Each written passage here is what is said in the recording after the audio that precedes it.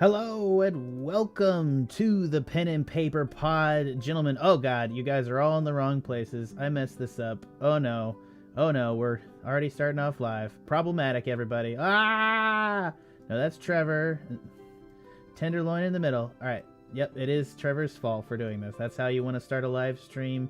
God, I know. We just made Twitch affiliate this week. I just want to start out this week by saying thank you to all of our viewers. We just made a Twitch affiliate, and I am so excited.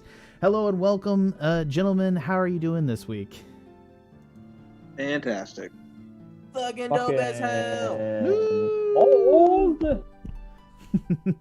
Yeah, so hello and welcome to the Pen and Paper Pod, the live Dungeons & Dragons 5e podcast extravaganza. I'd like to begin by saying thank you to the TTRPG community, tabletop role-playing games community, for supporting us.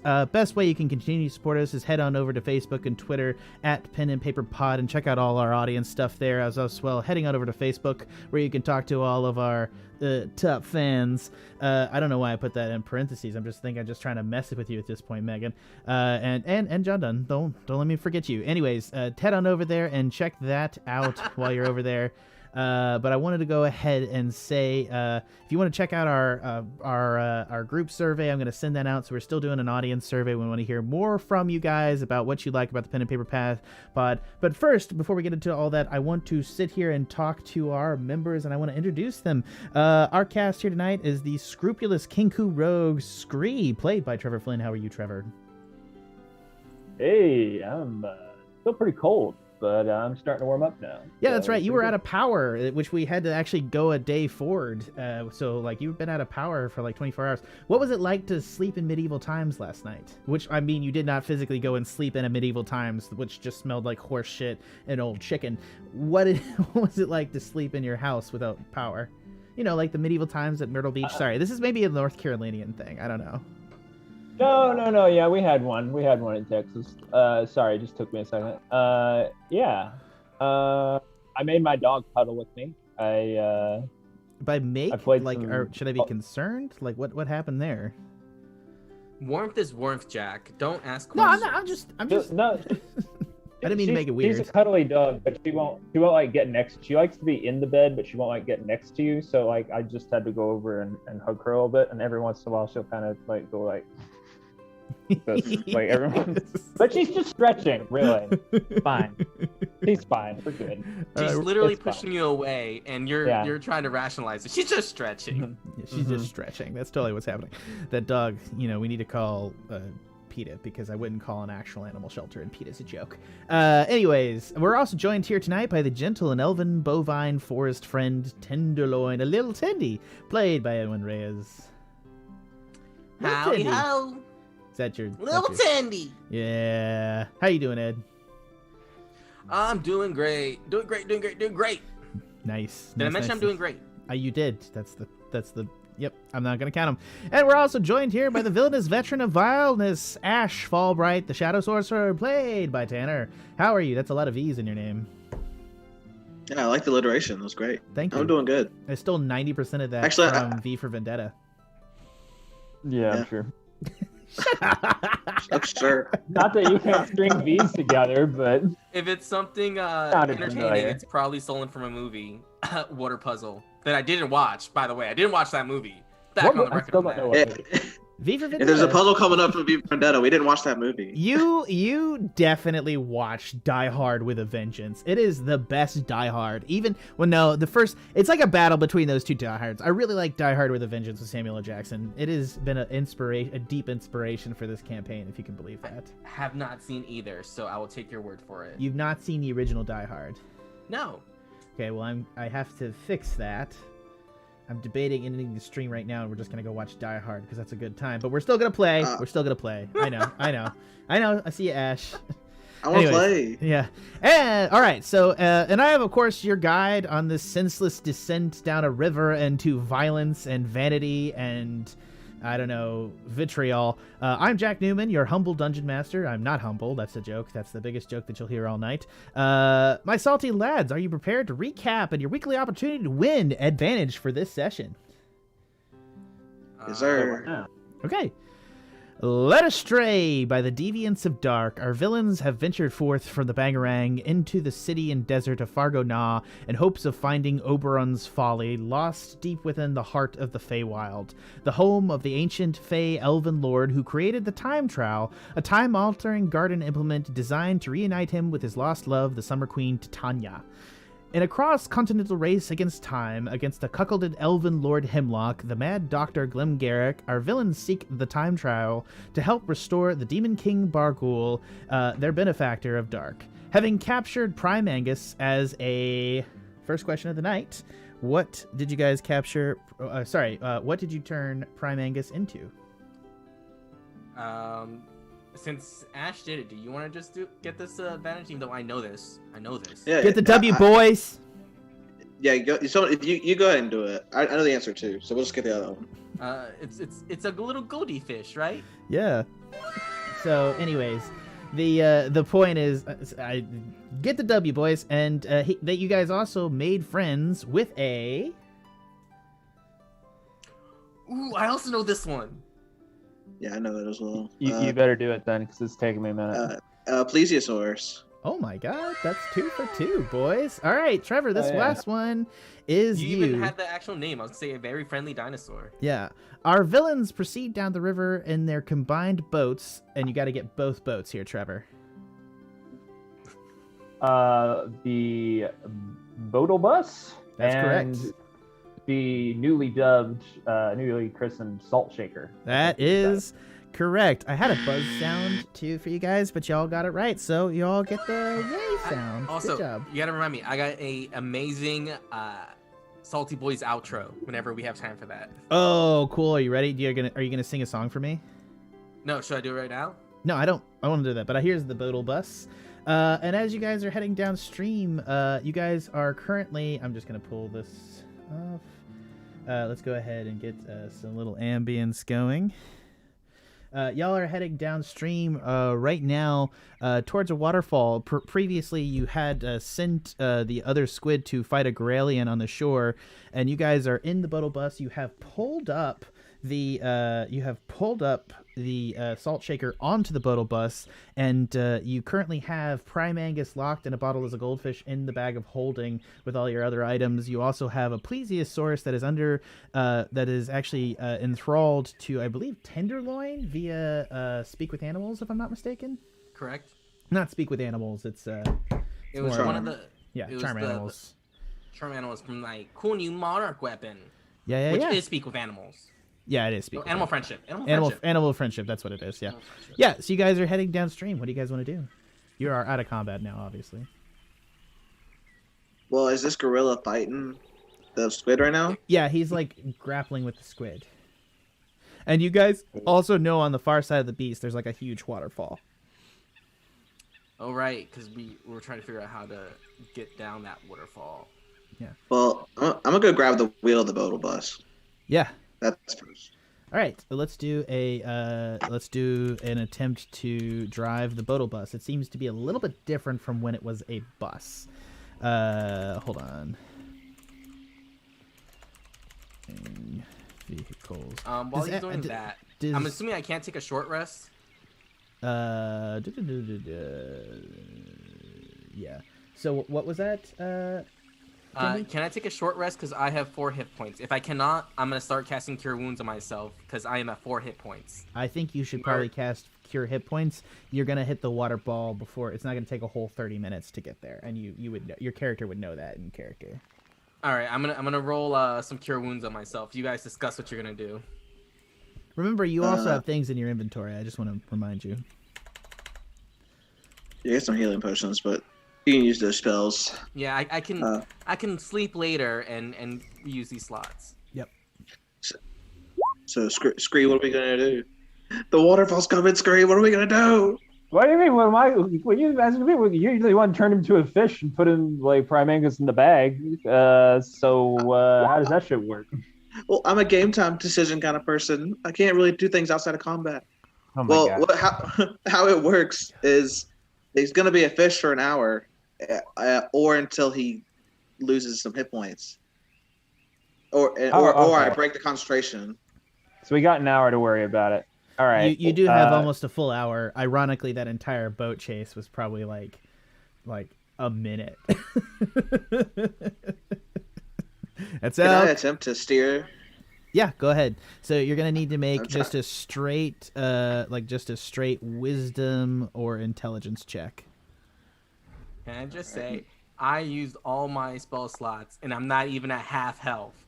Little Teddy's pissed. Oh yeah, your plesiosaur buddy is following along as well. Sweet. Yeah, he's like, hey, he's like a little puppy. He's got like the huge jaw and just everything, but it's terrifying. But still, he's following along. Anyways, yeah, you're able to guide it down river. What are you trying to do, Ashe, as you're guiding the raft? I'm just trying to avoid any damage to the boat bus. Yeah, unless it can like plow through this like rocky water. No, yeah, it's I'm definitely watching. it's definitely like something that you do it with a 10. You're able to kind of draw it up along. You feel grinding on the bottom of the boat a little bit with a 10. Sorry, you rolled a 10, so you're not incredibly successful, but you know you're doing damage to the boatle bus. But the boatle bus itself is much tougher than the salt shaker is, so you're fine. I'll keep a lookout in the trees for more giant monsters as we go. And I will ask the plesiosaur to swim underwater to make sure nothing attacks him underwater, while also trying to grab as many fish that it can in its mouth to then give to us to eat later. Cool. Because we only have rations. Sure. Sorry, let's get what's a plesiosaur? They can sound however you want. No one's ever heard them. I know, it's not a talking animal. Anyways, it just actually, why would it talk? It just swims away. It's an animal. It's like a dog. You made it do what you want. It's whatever. I can communicate with it. That's what the spell does. Yeah. Whatever. All Dr. right. Doolittle powers. All right, sure. Dr. Doolittle raises so many more questions than it answers. I'm just saying. Dr. Doolittle needs to Dr. be Doolittle. It's like a leader of Dr. Doolittle. I love it. Dr. Doolittle has to be a Marvel X-Men canonically. That's where you take a gallon yeah. jug and you fill it half with Mountain Dew and half with Dr. Pepper, and it's Dr. Doolittle. And then a bottle of Everclear. Yep, and then you die. Then you go into the crump. You see Fanny up ahead. There's definitely like some sort of depression, like mountain sticking out of the corner of the pool as you come around. Tanner, what do you want to do? You can try to drive it into the shore, or you can try to you want to pilot around it. Yeah, pilot around the thing. Make a boat control check. Depression. Can we assist him?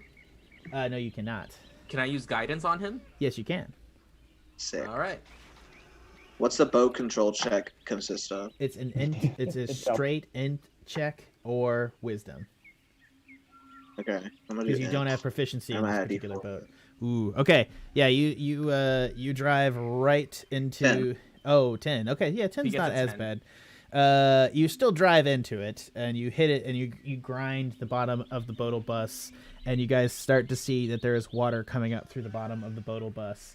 Ironically, the salt shaker is starting to look like it's floating inside the boatle bus. And let me put up a picture of the boatle bus. Sorry, no, that's not the boatle bus. That's a waterfall. All right. Can I use the frostbite cantrip to plug up the leak like last time? Yeah, sure. All right, freeze that. Freeze it hard. That's nice. See, you start freezing the surface to kind of get it. You start so as the water is flowing into the boatle bus. I'll freeze all of it. Tendy is running around trying to freeze the water. Dump into the puddle to try and like freeze the hole directly? Yeah. You're able to do it. I told you. Yeah, with the cantrip, you're able to do it. But no, like, because not the surface. Like, can I jump into like the water and like touch the hole directly to freeze? Right. I assume you are. I assume that's what you're doing. You're freezing the water. Okay. You're literally like making an ice ball, shoving it into the hole. Like you get like you're literally like making like some ice and snow and shoving it into the packing this thing and then freezing it solid. Is that kind of not true? Yes. I'm effectively saying you're helping the boat. How about we just roll with that?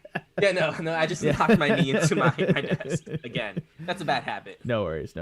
Hold on. What is happening? Like the pen and paper pod link. Thank you. This thing has to at least get us over the waterfall, right, guys? I mean, I don't want to use another wish on that shit. No, we're not. Definitely not. Does this thing have jets in it? Tanner, you expected this as when it was still a bus? Is there anything we can use for like jets or some type of propulsion to soften the blow? We don't know what there the was fuck that time this thing is. There was that one time I put a fireball into it and it made it go faster.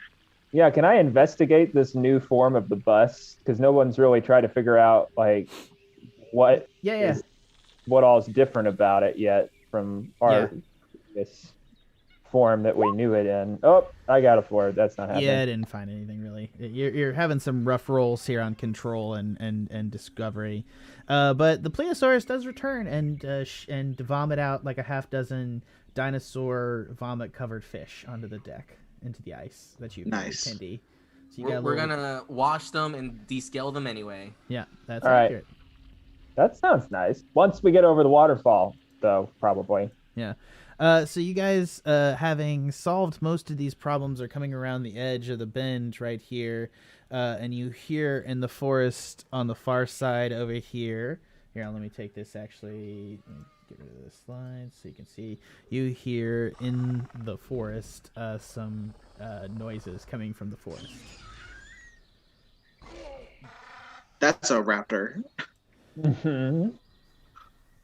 We should avoid that. Feeling good, boys? How big is this waterfall? Can we tell from here? Yeah, I'll throw up a picture of it onto the stream. Hold on one second. Yeah, roughly. What if can you blast another fireball in it to give us like a lot of like proportion forward, so that way we can like fly off the waterfall, because I feel like a big drop to like a solid river underneath would be a lot less damage than tumbling down that rocky edge that I see right there. Yeah, it's a gigantic waterfall. Yeah, if I do that and then you put tidal wave or something I don't have that can any allow more us spell slots. Oh, well, where's phone? Yeah. We can always, well, I guess we can. I was going to say, guys, we can always beach this boat, but then there are the raptors. So I guess unless we want to fight a flock of raptors or whatever you call a herd, then that's out. Also, as you guys are in the distance, it slowly begins to start raining. And by raining, I mean pouring. Well, I was about to say it can't get worse, but you know how that goes.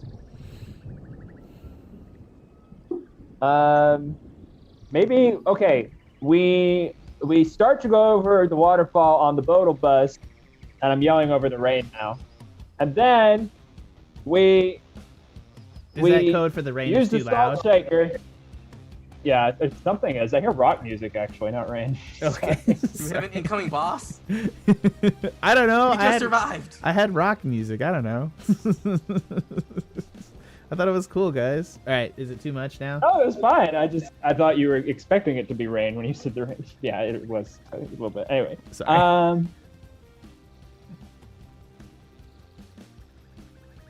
right, continue. So maybe we start to go over the waterfall with the boatle bus, and then we propel ourselves off with the salt shaker out of the boatle bus in like perfect like motion kinetic form, so that we, I don't know. Does that make any sense to you all? Yeah, it's like when you jump in an elevator's falling, like you'll survive. Yeah, like that. What's an elevator? Can we? How far is this drop? I threw up an image of it. It's very hard. Like you would have this opportunity to see it kind of as you came around the river bend. So you see that essentially. So you're not exactly sure how high it is, but that's what you see. Because okay, that's pretty fucking high. I could make a wall of thorns because it's a charge. I don't know if we can use it.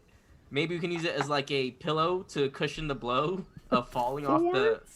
Oh, let's just pull out the gate spell But we don't know or where the it'll arcane end us. gate. Oh, that's true. We don't know where it'll take us. What's the Bodal bus made of? Is it metal? Yeah, like I said, I showed you guys the Bodal bus before. It is Yeah, literally, yeah. it is the Bodal bus is literally like it looks like a ironclad from the Civil War.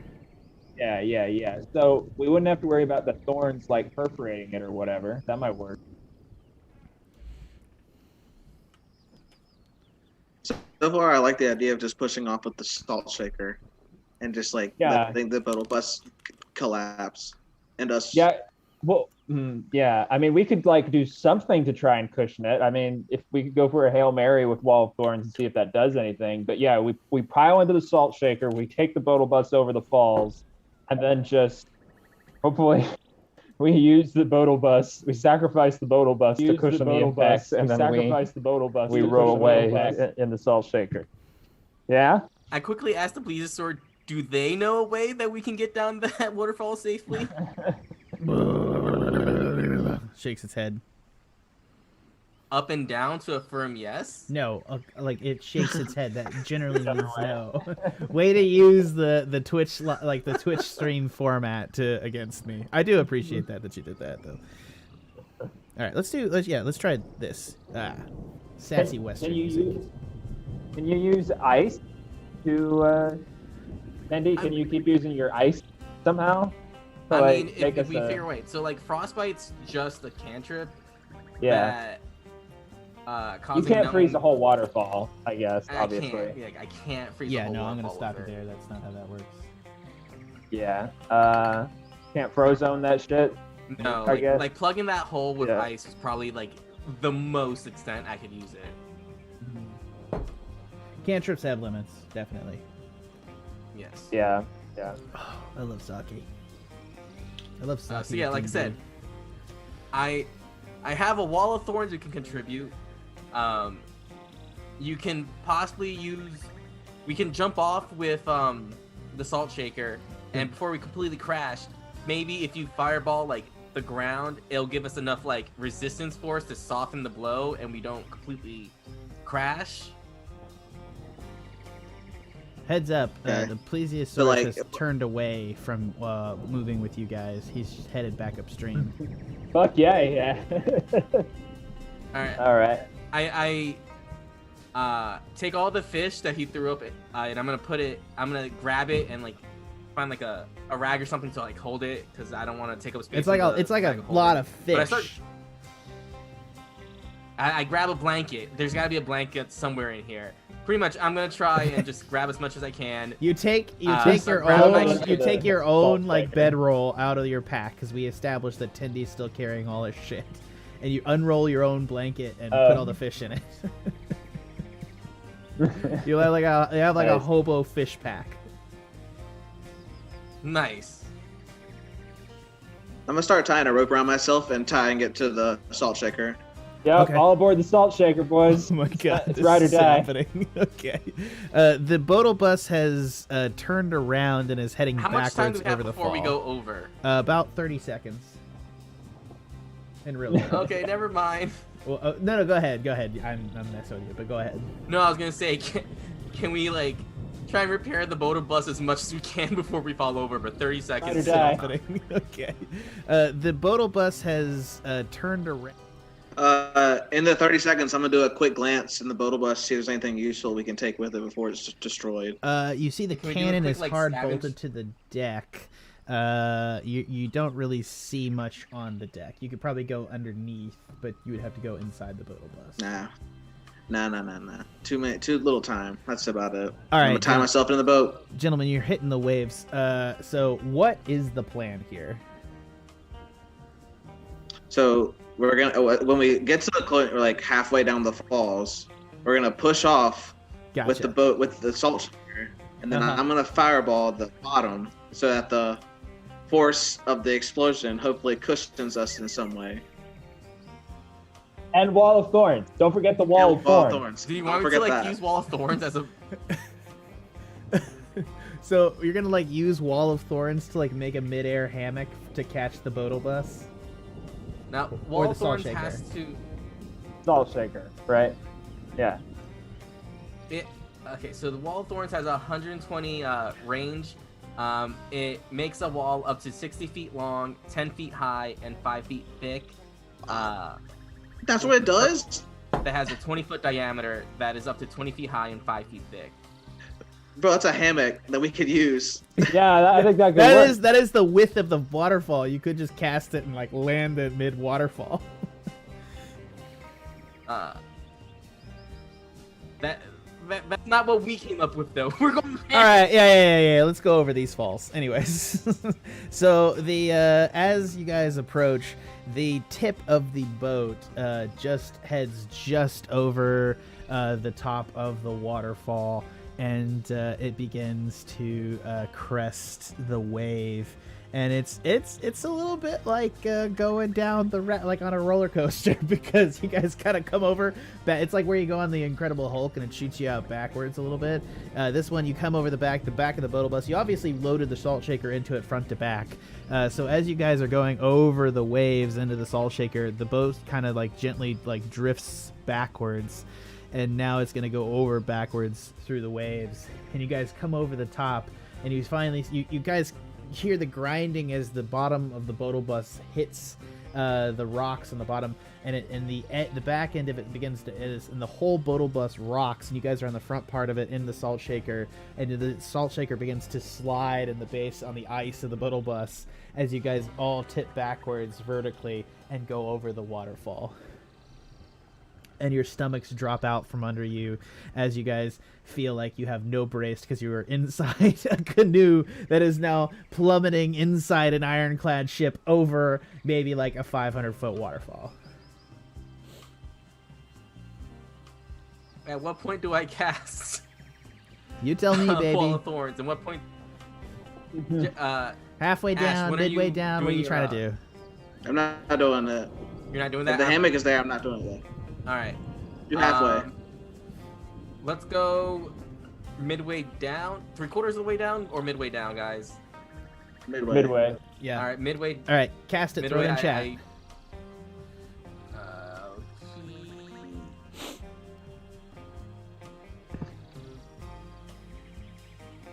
Yeah, so obviously it fails, so you create... throw the spell in chat if you wouldn't mind as well. Just so it appears for our people. They can see it. Why does it fail? I don't know. It's supposed to fail. There's no time. There it is. So yeah, you create a wall of tough, pliable, tangled brush bristling with needle-sharp thorns. The wall appears within range of a solid surface and lasts for the duration. You choose to make the wall up to 60 feet long, which is the length of the waterfall, 10 feet high, and 5 feet thick, or a circle that has 20-foot diameter. So it is 5 feet. So it's a wall of physical thorns that is 5 feet thick. Now, the boat bus weighs about 6 tons, and as it travels down, it's going to hit this wall of thorns. When the wall appears, each creature within the area must make a dexterity saving throw or take a 70 damage. So I'm going to roll for you. So the boat bus will take 37 thorn damage. A creature can move through the wall, albeit slowly and painfully. For every foot a creature moves through the wall, it must expend 4 feet of movement. So it is going to... You're going to hit this wall of thorns, and the weight of the boat bus, as it plunges down, is going to crack through the wall of thorns, breaking through it. So it will maintain the wall of thorns, and it'll slow it down by about half speed. And you guys are going to pitch forward, and law of unintended consequences. As the back end of the boat went over the falls, it fell down, it hit onto the wall of thorns, stopped it momentarily, pitched the front of the boat bus into the waterfall. It's going to hit the water, bounce off the solid rock surface in the waterfall, and then it's going to go tilt over backwards as you guys begin to flip entirely on the head with the boat bus on top of you.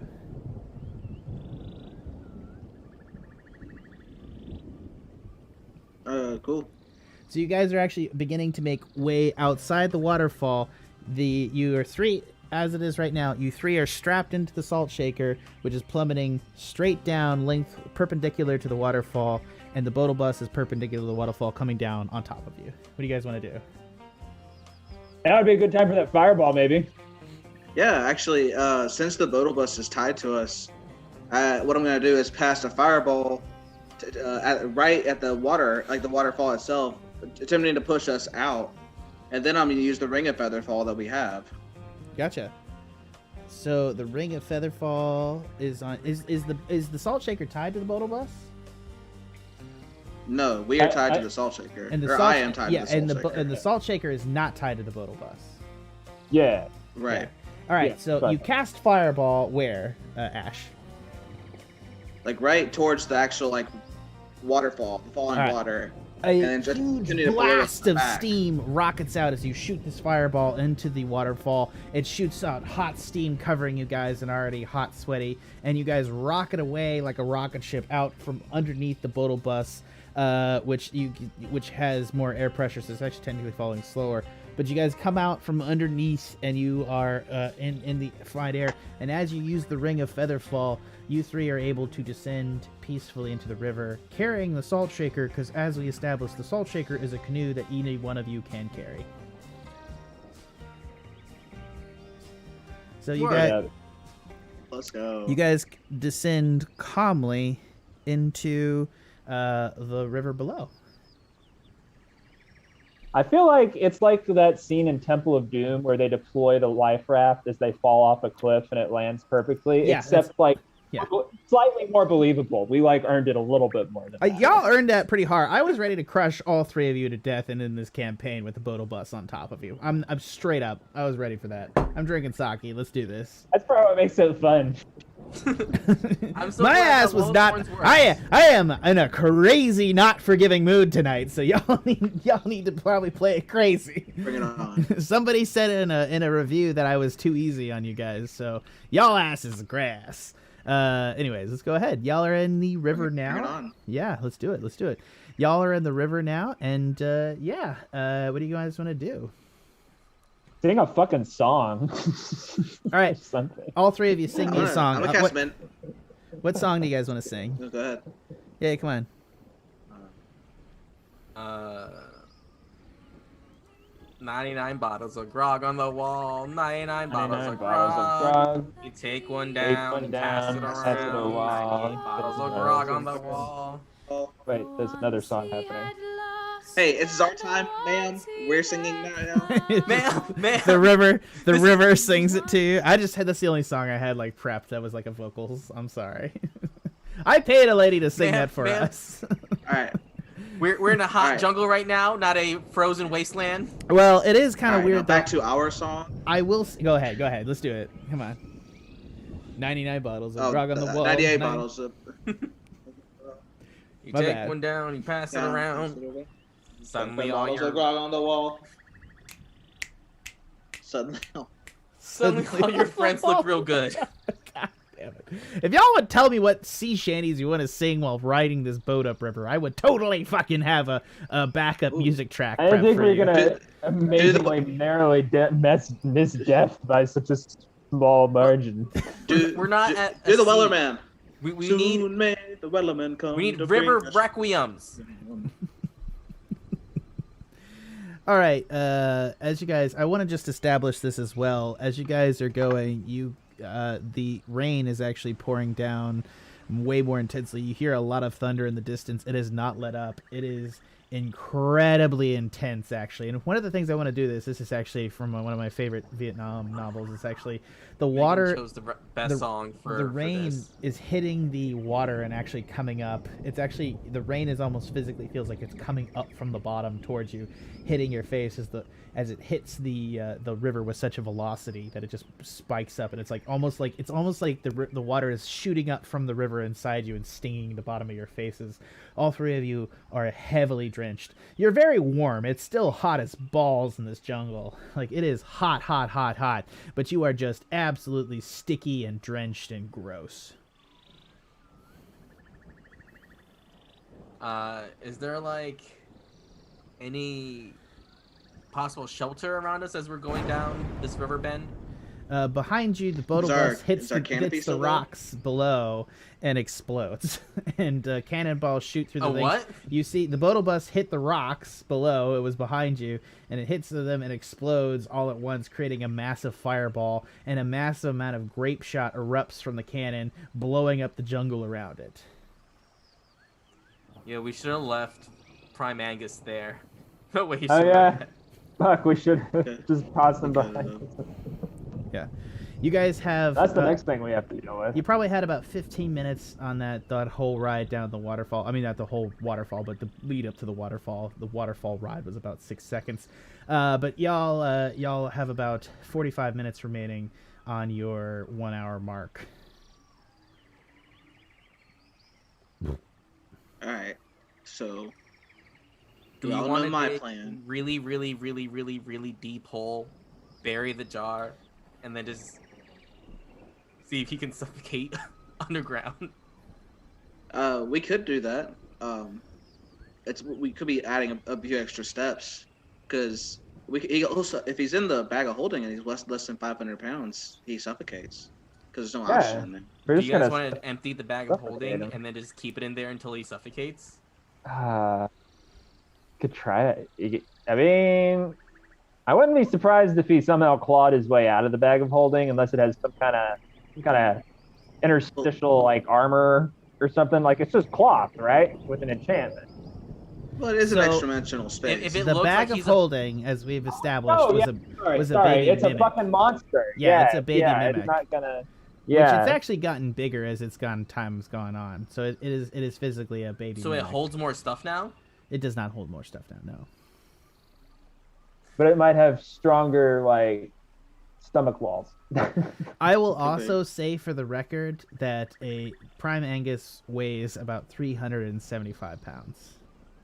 All right, so we take everything out of the bag of holding except for Prime Angus.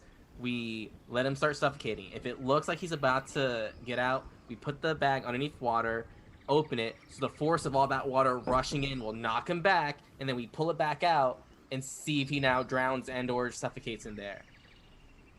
Man, someone's ready to murder their not father. Let's do it. That sounds good. I'm ready to murder my brother. Half brother. I'm yanking stuff out of the bag. Half brother, isn't he? That's right. Yeah. All right. Go ahead. What are you guys gonna do? Are you gonna park it or just stay in the raft? I don't think we should camp under a tree right now with all the fucking lightning going on. Is there lightning or is it just massive rain? No, there's lightning. I mean, I was thinking of the crack that we heard a second ago, but that was just the battle bus or the boat bus exploding. But yeah, it's probably like, yeah, the DM. Is there like a cave nearby? Can you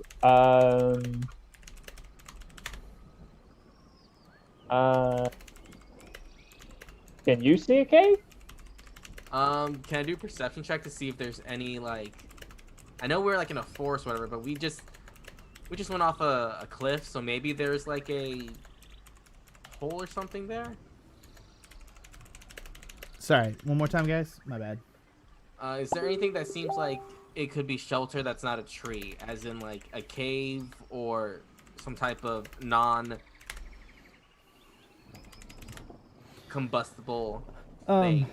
Sorry, I just called your fiance a minx, Scree. I apologize. Called her a minx. I'm minx. I corrected. I don't hear any music right now, though. Yeah, that's correct. It should just be like foresty sounds.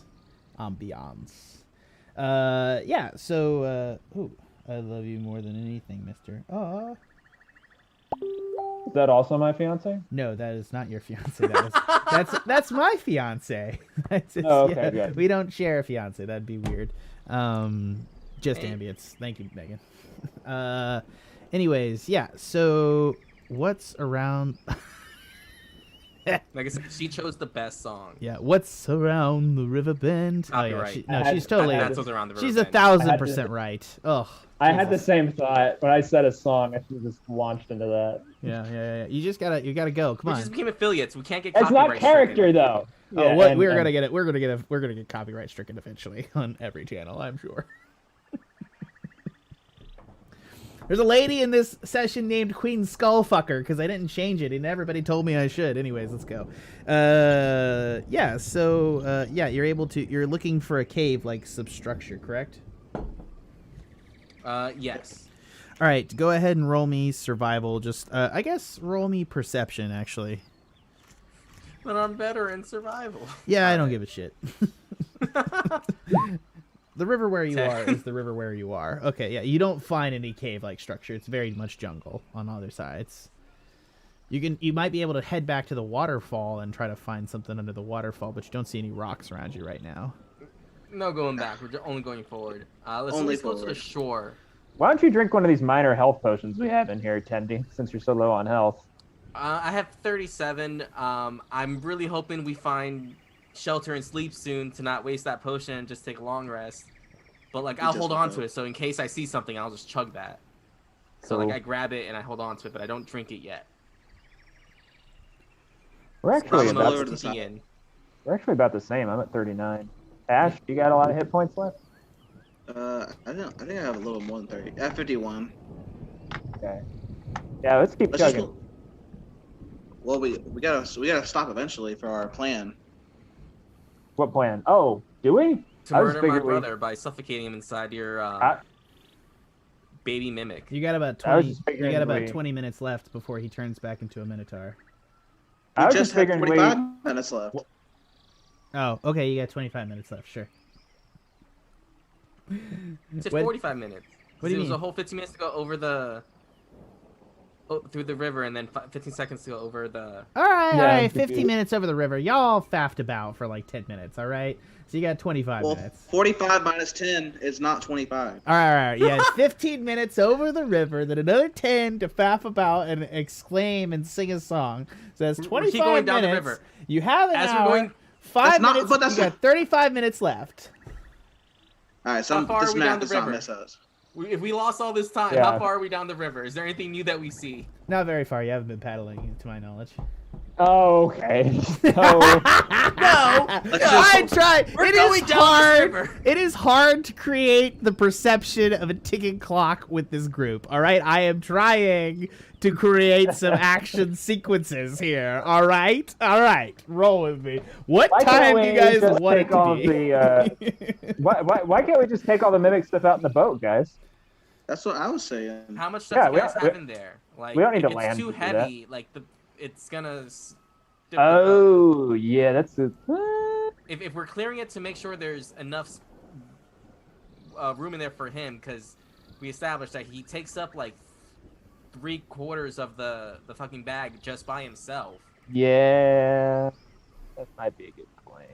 Like if you guys know for a fact that's not a lot of heavy stuff in there, sure. But if it's a lot of heavy stuff, let's just pull over the side.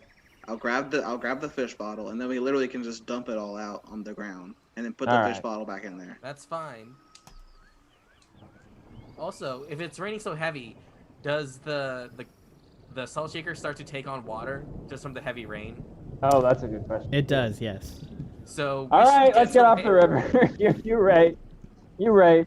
Let's just get away from the river first. Honestly, that was not something I even thought about, but now that Ed's did it into existence, it's happening. Mm-hmm. All right, let's get on the opposite shore here. I actually don't want to. Nothing bad happens because I want to reward you guys for being realistic like that. I'm very proud of you, Ed. I just want you to sit and know that. Let's get on the opposite. Let's get on the opposite shore from where the gorilla is. Like this one right here, like over on the bend. Well, that would be the same shore, but like far away. I was thinking this right in front, the next one, but yeah.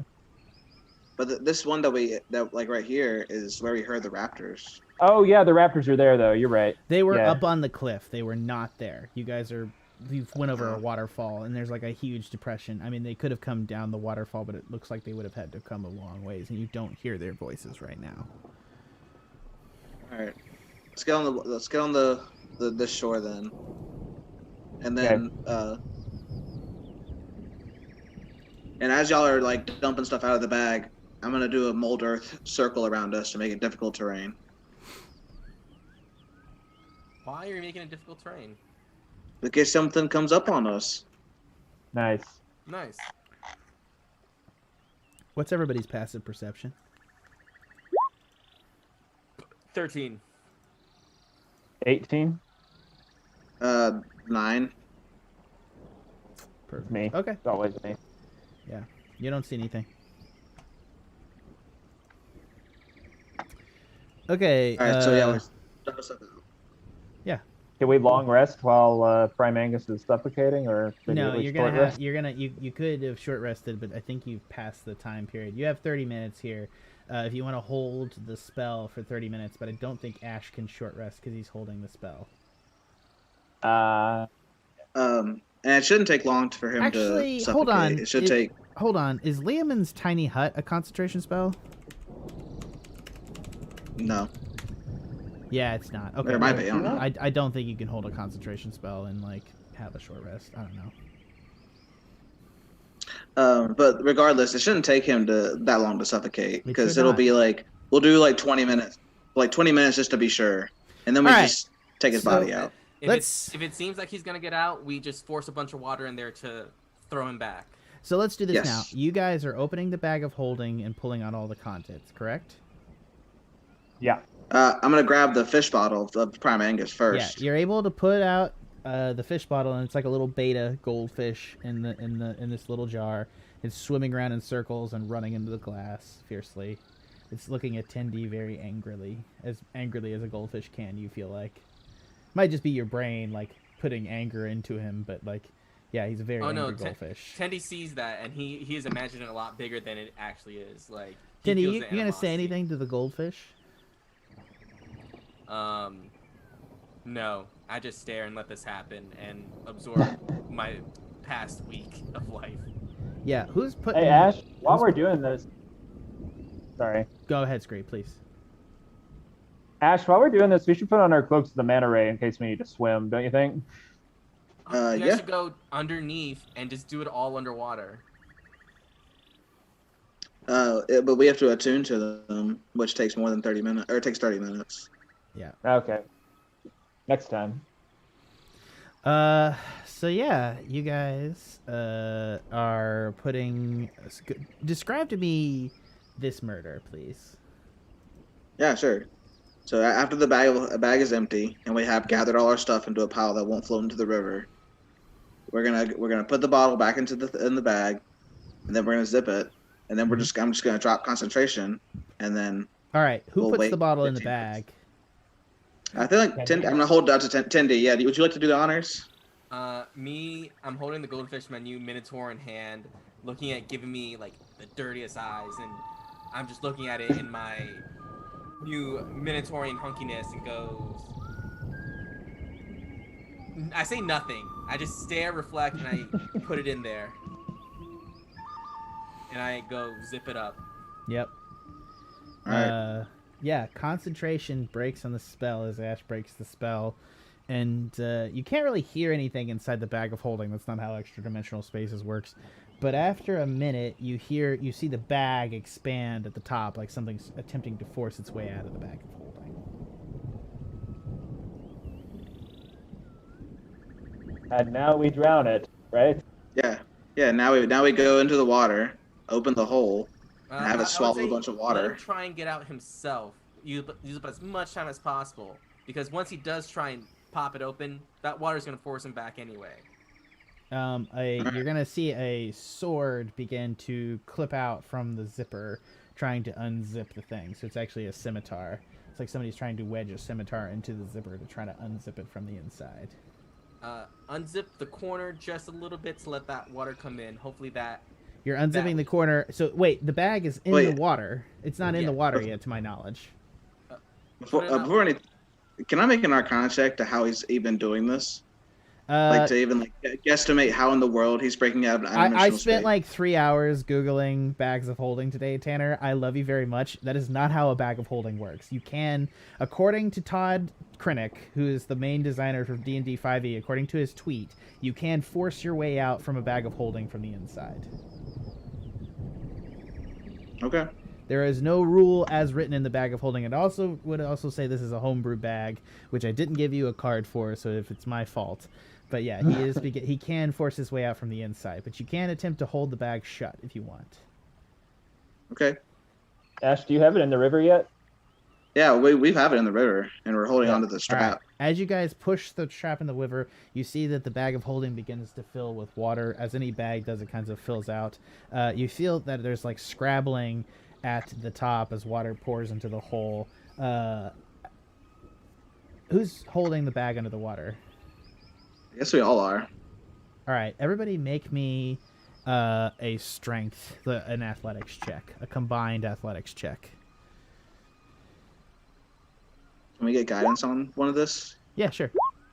I-10D? God damn.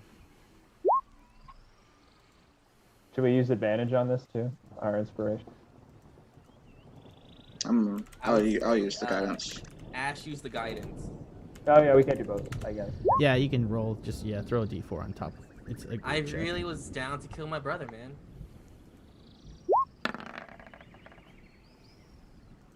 And that's 2 like crit guidances in a row. Good going. Yeah. So seriously. Even with his plus 11, you're able to hold the bag shut. And you three together stand in a circle around the bag of holding in the stream of the river in Fargona, and the bag convulses as you hear a minotaur on the far side of this universe just being drowned as it's almost like on a submarine, as the water's going through a tight little hole into the space, and he can't escape through the bag of holding. He's attempting to force his way out, and you guys essentially see through the crack Prime Angus drowning in the river. Keep it down there for as 30 minutes. Let's keep it down there for a short rest. Let's take a small short rest as we hold this thing underwater, just to be sure, and we can, either sit in silence and reflect on what we just did, or we could talk about it, Kenny, we'll rest for sure. Can we do that while holding the bag though? I think so. I'm imagining us just like all kneeling at this like little shore, like holding down this bag that's now limp and lifeless in the water. Well, before we let him wash away, I want to pick his corpse for valuables. Yeah, we'll do that after we wait like at least 10-20 minutes. At least 20 minutes. Okay, yeah, I'm down with waiting as long as possible. How long is the short rest? What's the rule? It'd be 30 minutes. So let's wait 30 minutes for the full short rest. So you can't short rest while holding it shut, but you're able to wait a certain amount of time. That was my question. Clearly, by you guys wait 10 minutes, nothing could do that. As you pull up the bag, you see that the bag is filled with water and the corpse of Prime Angus. All right, let's dump him out on the shore. You turn the bag over, and a volume of water is expelled forth, as long as with the body of Prime Angus, who runs just like down into the dirt. I'm gonna firebolt his skull just for double tap. Yeah, nice. Just like you pop it open, it just pops open. He's wet and soggy at this point. It's a wet pop as the firebolt goes into the thing, so you see his brain matter sizzle. Sorry, Tende, you just can't be too careful, I look at the scene. I look at the corpse. I see the fireball, brain pop, and everything, and I just go, "Do you think his horns would make like good weapons?" Probably. I was gonna examine the sword and see if you wanted to call dibs on the sword, Tendy, but I mean, go ahead and roll whatever. me. I'll just be honest with you guys about the items that you see on him. There are 4 items on him. He has 2 scimitars. They're great scimitars, so they're essentially 2 great swords. They're not magical, but the other 2 items on him are 2 wondrous items. You find a gauntlet of flaming fury, his gauntlets of flaming fury, and a belt of fire giant strength.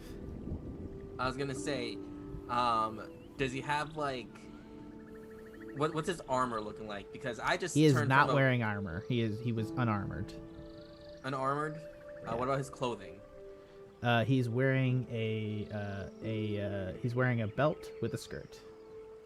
I'm definitely gonna take that because I went from a scrawny elf to a beefy minotaur, so my clothes are tethered and like falling apart, I would imagine. Yeah, you're not that much bigger, too. By the way, I would like to say this is a weird thing about D&D with like how they do creatures versus other things in that minotaurs that are monsters are large, and minotaurs that are player characters are medium. So Chuck, just unfortunately due to the rules of D&D, Chuck Angus and Tindy are smallish minotaurs. Chuck Angus. Well, I've already got some sick gauntlets, and fire is kind of your thing, Ashe, not mine. So. Oh yeah. Well, how big is the gauntlet? The gauntlets seem to be, while you wear both of these steel gauntlets, any non-magical weapon you grasp with either gauntlet is treated as a magical weapon. As a bonus action, you can use the gauntlets to cause magical flame to envelop 1 or 2 melee weapons in your grasp. Each flaming weapon deals an extra 1d6 fire damage on a hit. The flames last until the sheath or let go of the either of the weapons. Once you use this property, it can't be used again until the next dawn. Physical attacks, which you're a wizard. Yeah, honestly, like my bracers are better. Yeah, you have bracers of defense. Like there's got to be better. Yeah, the belt of fire giant strength is a big thing. I think Teddy's just gonna grab both of them and just grab both of them and wear his dead brother's clothing. And he's already thinking of the future when he is gonna have to fight Lord Cuckold.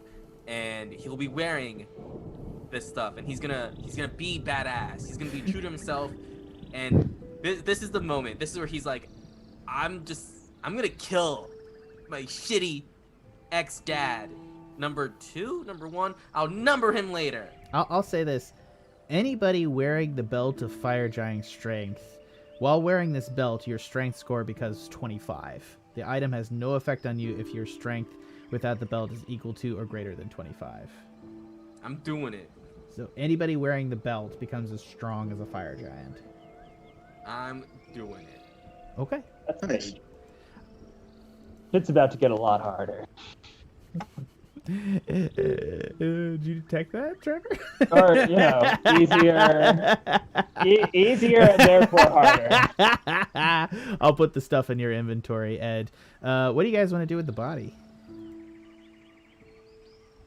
Well, this might sound cruel, Tendy, but it is meat. He's a sentient creature. I feel like he shouldn't eat sentient creatures, but I said it like spur of the moment, but I kind of do want to at least take off his horns, see if I could potentially find a really morbid blacksmith to make a weapon out of them. They seem really fucking durable. Okay. Then after that, we'll just leave it for the buzzards. Can I use my monarch,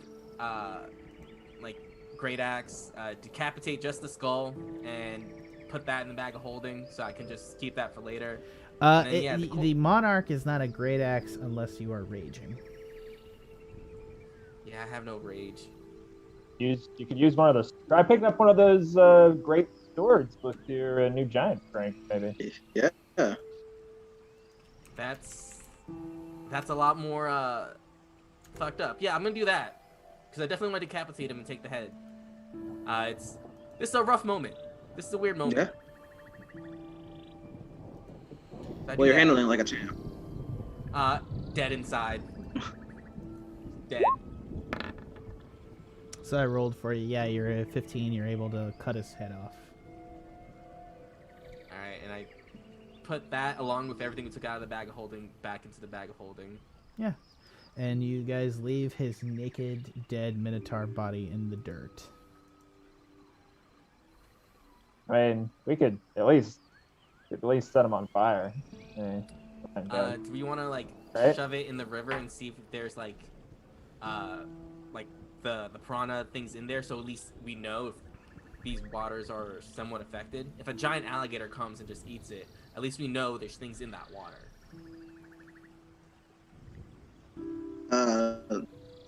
Yeah. I mean, yeah. All right. This is kind of your call, Tendy. So, sure. I'm gonna start kicking them into the water. With my newfound strength, can I just pick them up. So you don't have newfound chuck strength. them You in have the to water? attune to both those items. Both those items are attuned. Oh yeah. By the way, your strength will be Gotcha. +7 when you activate that attunement. By the way, Tendi. Your current. I just want to make this clear. Your current strength is a +2.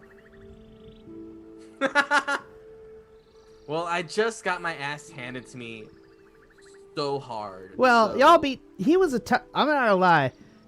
He was a tough ass fight that y'all just like sidestepped. Respect. We use our brains. Respect. I'm just saying respect. You know what I mean? I'm not denying that. I'm not denying that. You took you took a did do it. creature that was not intended. Sorry, the stat block alone was not intended for you guys to beat. Like y'all take hard encounters all the time. When I really throw something at you that's hard, I intended you to run from this guy. Like I'm just saying, y'all like. Yes, but ultimately, I had my big transformation sequence and got knocked down like twice. Right, he's as tough, Dark dude. He dished you 90 damage in one turn. He's tough. Like I don't know what to tell you. Anyways, let's go ahead. Yeah, you guys push the corpse into the stream, and after about a minute, as you guys are getting ready to pull the corpse back in, the body is suddenly consumed by quippers, because quippers just detect blood from that far away. So you've called a stream of quippers to you. Nice. Nice. Well, I would say some words, but he was a dick. So, good job, everyone. High fives all around. His body is immediately consumed down to the bone. The bones are actually almost ground up. The only thing that you see floating down the stream are his two little hooves. I guess they don't like hoof. I don't know. Words mean nothing. What's it now like now? All to, right, like Tendi? suddenly have hooves because I guess you have hooves now, Tindy. Yeah, Tenny, like, as he sees the hooves floating down, he looks down and he kind of does a couple like stomps and like just checks out his new body and his new physique, and again, lots of like going over his past week of life, and I'm hungry. Let's try and cook up some of this fish that plesiosaur gave us. We still have Cuckold coming after us, and we can't linger too much. They caught up to us, which means he is no longer than a day behind. Maybe closer. We have to keep going, but we need to rest. And so I go to try and find a dry spot to like make a fire. All right. You guys are gonna camp here? Yeah, I guess so. I'm gonna start putting the stuff back in the bag of holding. Yeah, Ashe, let's you and me like work on putting. I think he already. Yeah, let's let Tendi have some space trying to find a base camp for a while. Yeah, Wait, stuff back in the bag. I'm gonna spend some time with the boat too, casting mending on it. Yeah. Okay. Yeah. Can I After roll with what's up, Tindy? I was say, can I roll for survival to try and find a good campsite? Yeah. Go ahead and roll survival.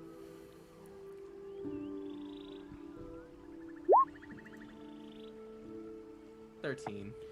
Yeah, That's really it's bad. it's a no, it's not that bad. It's With a +7, that's really bad. yeah, it's I'm trying to figure out what you find.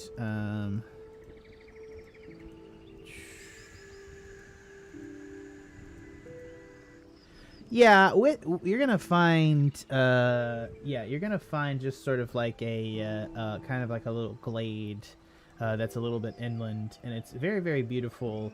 There's enough tree coverage on top that the trees are tall enough, and there's enough coverage above you with like mushrooms and other such fauna, that as the rain hits it, and the rain is continuing this entire time. Like, you guys have entered a zone where it is just rain all the time. Nothing is ever not wet and moist. And it is starting to get to you. You guys have only been in there for like maybe 45 minutes, and it is not great. If you've ever been like hard rained on, even in warm weather, for more than 50 minutes, it is fucking miserable. You just things that you didn't know could be wet start to get wet. Like, it's just, you start to have a river of water through your ass crack, and it is unfucking pleasant. But as you guys find this little glade area, you see that it's got nice mushrooms, and also as the water, there's no like stinging water.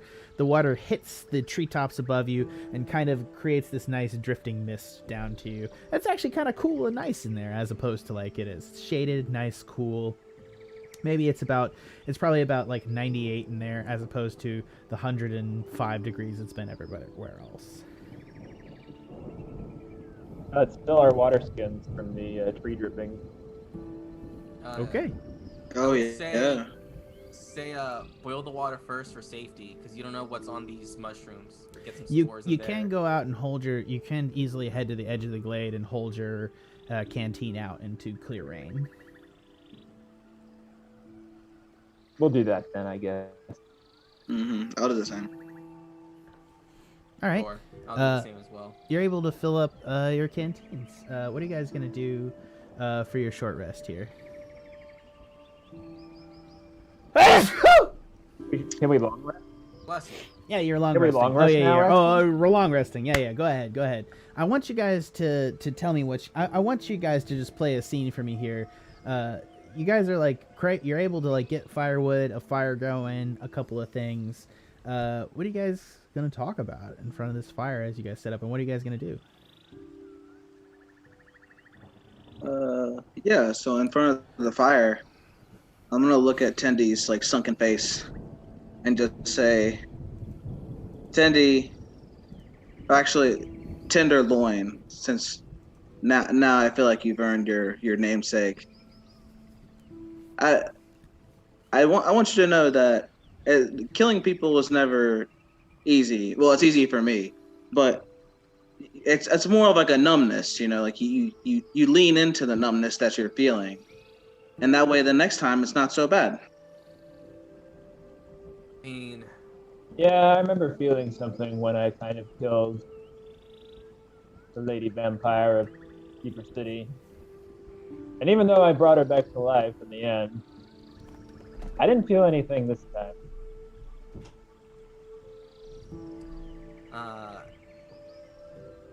So what you're feeling is normal, but it just comes with the territory of what you decided to be an adventurer with us. I don't know what I'm feeling, but weirdly enough, it's not sadness or remorse.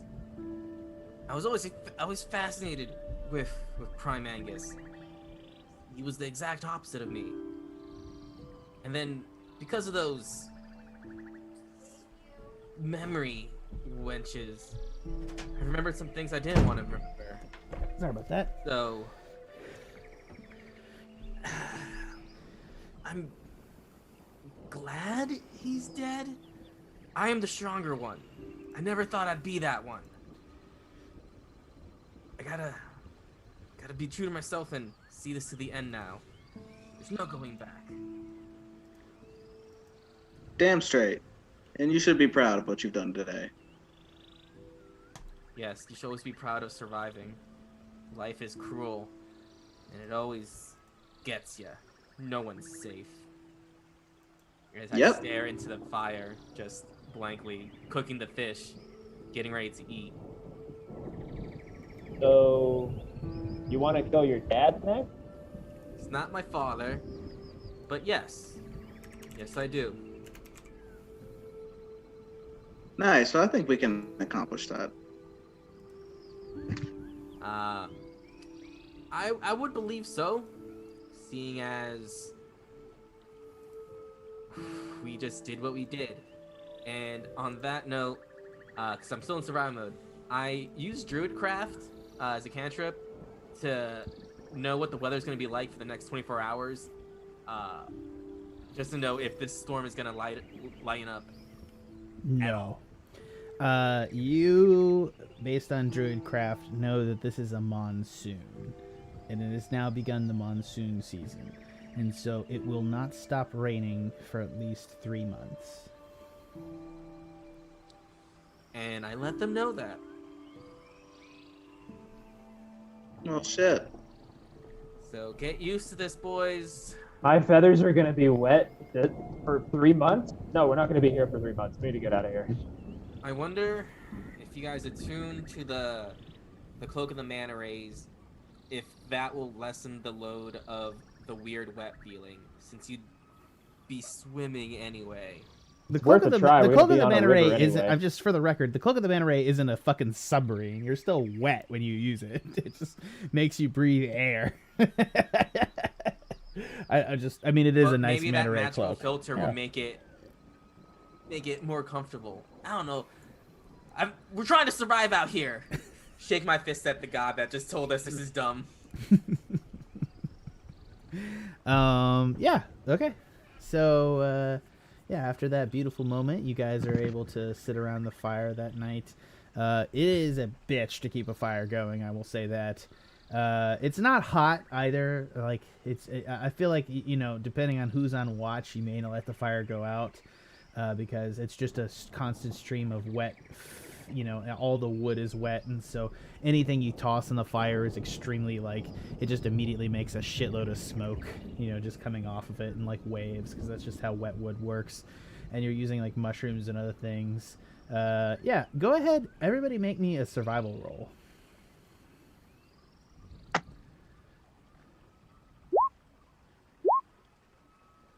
Oof.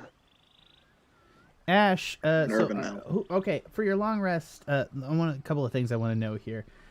Who is taking what? Are you guys doing watches at all, or what are you guys doing?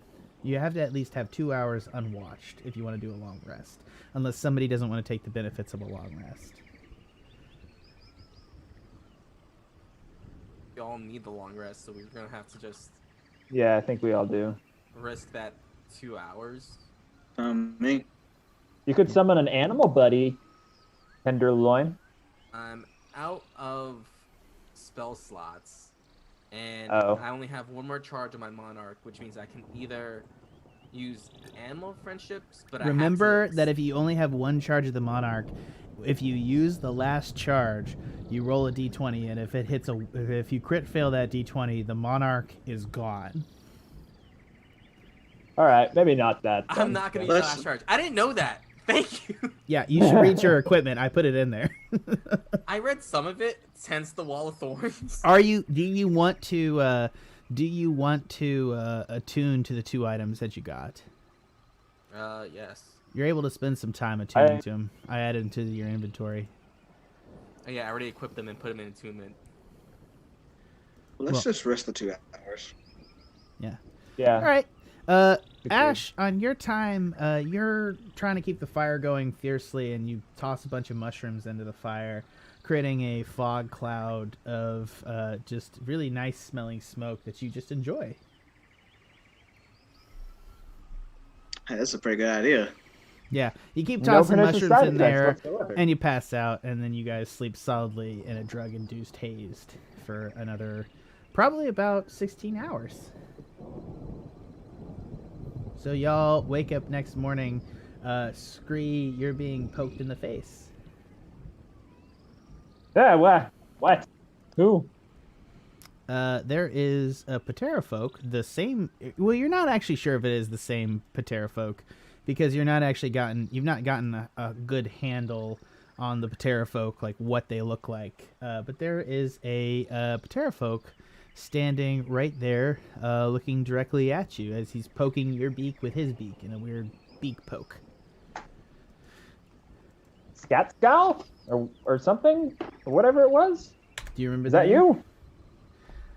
Yeah, that's something like that. How are you, Scree? It's nice to see you. Are you here to collect on that debt thing that you mentioned before, when you tipped us off about 30 seconds before Prime Angus came barreling down on our ass? He tilts his head to the side and he's like, I will collect on your debt when you arrive at the Oberon's Folly. I am here to help you arrive there. Oh, that's kind of you. But you want to join up with our... kind of me. Well, I wish to return to our original forms. How do you do your neck thing like that? I can't, I've never, I'm a bird kind of too, but what That's original really actually form? hurting my neck, honestly. I need to stop this. It keeps doing that shit, all right? You guys know what I'm fucking doing. I'm a mimic, so he's like hanging around. He's like doing it. He's like, are you proceeding down the river the rest of the way today? There are things I need to tell you about what lie ahead. Well, tell me the things, then maybe we'll change our plans depending on what the things are. Also, why are you helping us? I am helping you because I wish for somebody to take the time trowel. Time trowel? What the fuck is time trowel? What are you talking about? The object in which you were searching for. Roll deception, yeah, go ahead. Yeah, probably not worth it. No, go ahead. Probably not worth it. He might have an informational link here. Yeah, 8, okay, yeah. Are you not searching for Oberon's Folly? For the time trowel? Oberon's Folly, that does sound familiar. If you are not heading there, then I apologize for wasting your time. And he's going to begin to take off. What are the things you wanted to tell us, though? If you are not heading to Oberon's Folly, there is no reason to share information. And he's going to take off. Oh, okay, yeah. Okay. Fair enough.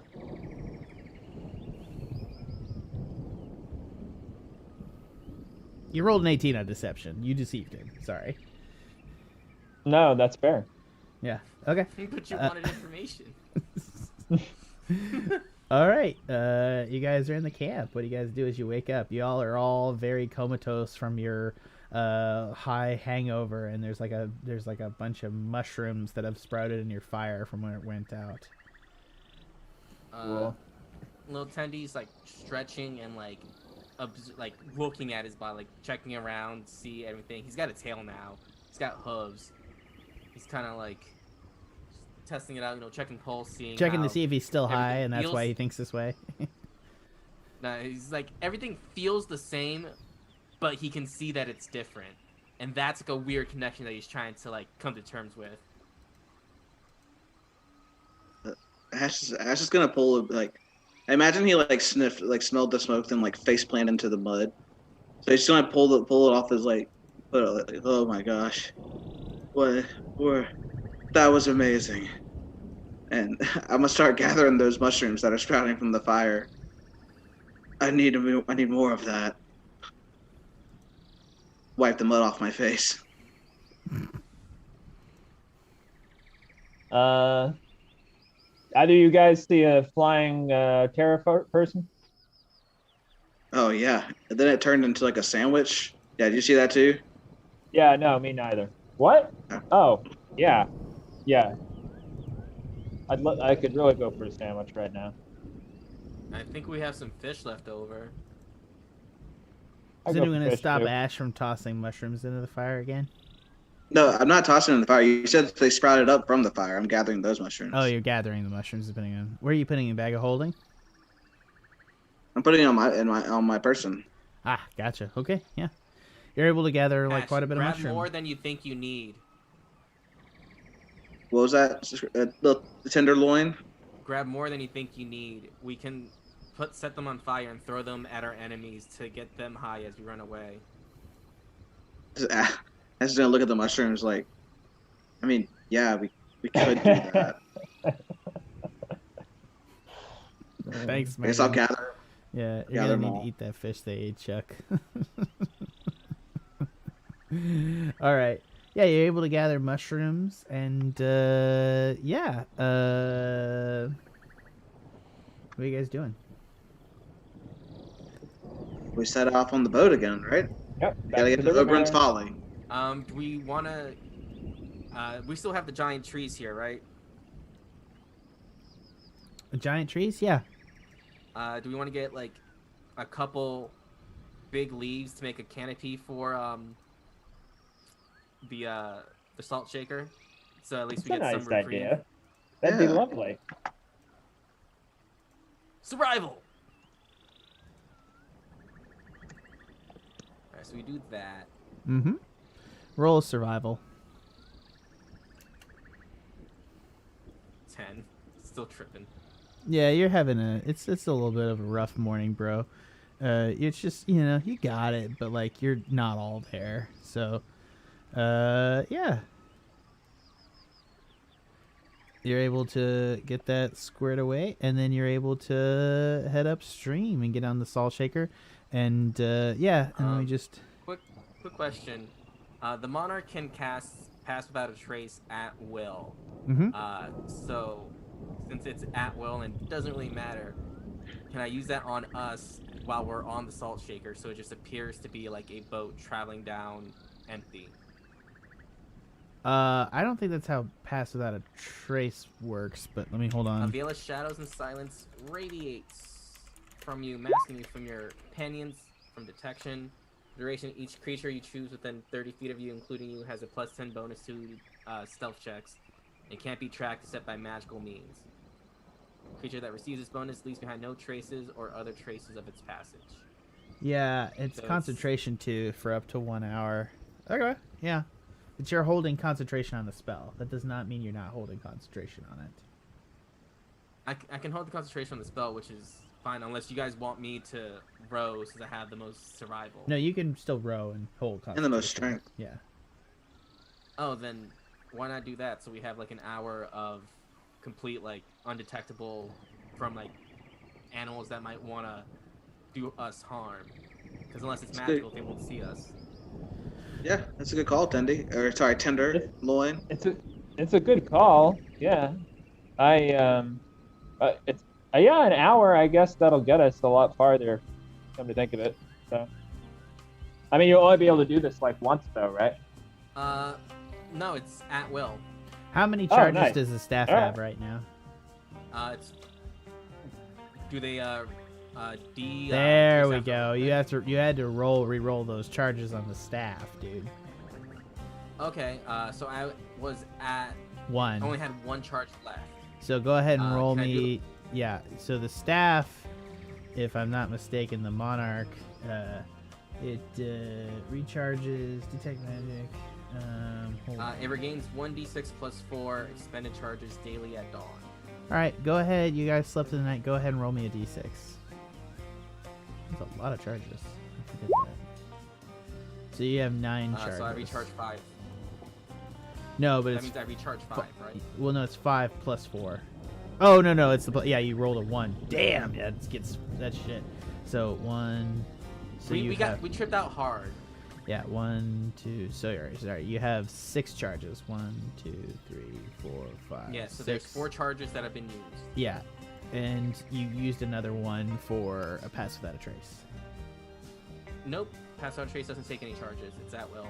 Oh shit, dog! Wait to read it, and I did. Nice. That's why I said it didn't matter. Like I'm not losing anything by doing it. Yeah, this is why you gotta keep your DM honest, bruh. You gotta keep your DM honest. And let me also delete. Let me also delete the rest of the Bodal bus, which you guys totally lost. All right, yeah, you guys are in the salt shaker, heading downstream.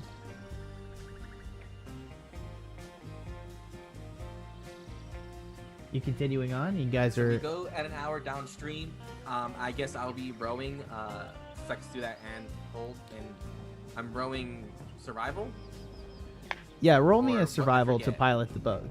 Well, roll me just a wisdom or intelligence to pilot the boat. Wisdom or intelligence. I'll do wisdom.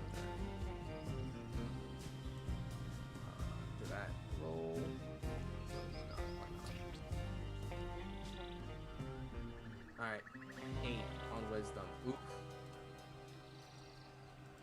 Yeah, I mean, you're able to pilot it down. You bump into a bunch of things, but you're able, as you come up along the shore, you come upon a kind of a lake area, and you see in the distance there's kind of a little whirlpool in the center of this like kind of lake depression, and there's you see a little goblin body that's being eaten in the lake by what appears to be a school of quippers. To your right, there is a kind of a beach area, and then, yeah, the lake heads up along the side as well. I suggest we go left towards the beach area. Yeah, we should avoid this whirlpool. And I don't want to lose the souls. Sounds good to me. Better, Trevor. Sorry about the music, guys. It may have been a little bit Oh yeah, loud. The Western totally music, gone now. yeah, the Western music is a little rough. Sorry, I will work on that. But anyways, let me just take it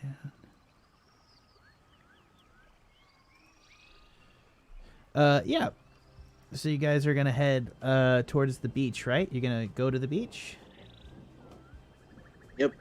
All right. As you guys proceed towards the beach, you see that in the middle of the lake there is like 3 swarms of quippers that are feasting on a bunch of dead goblins.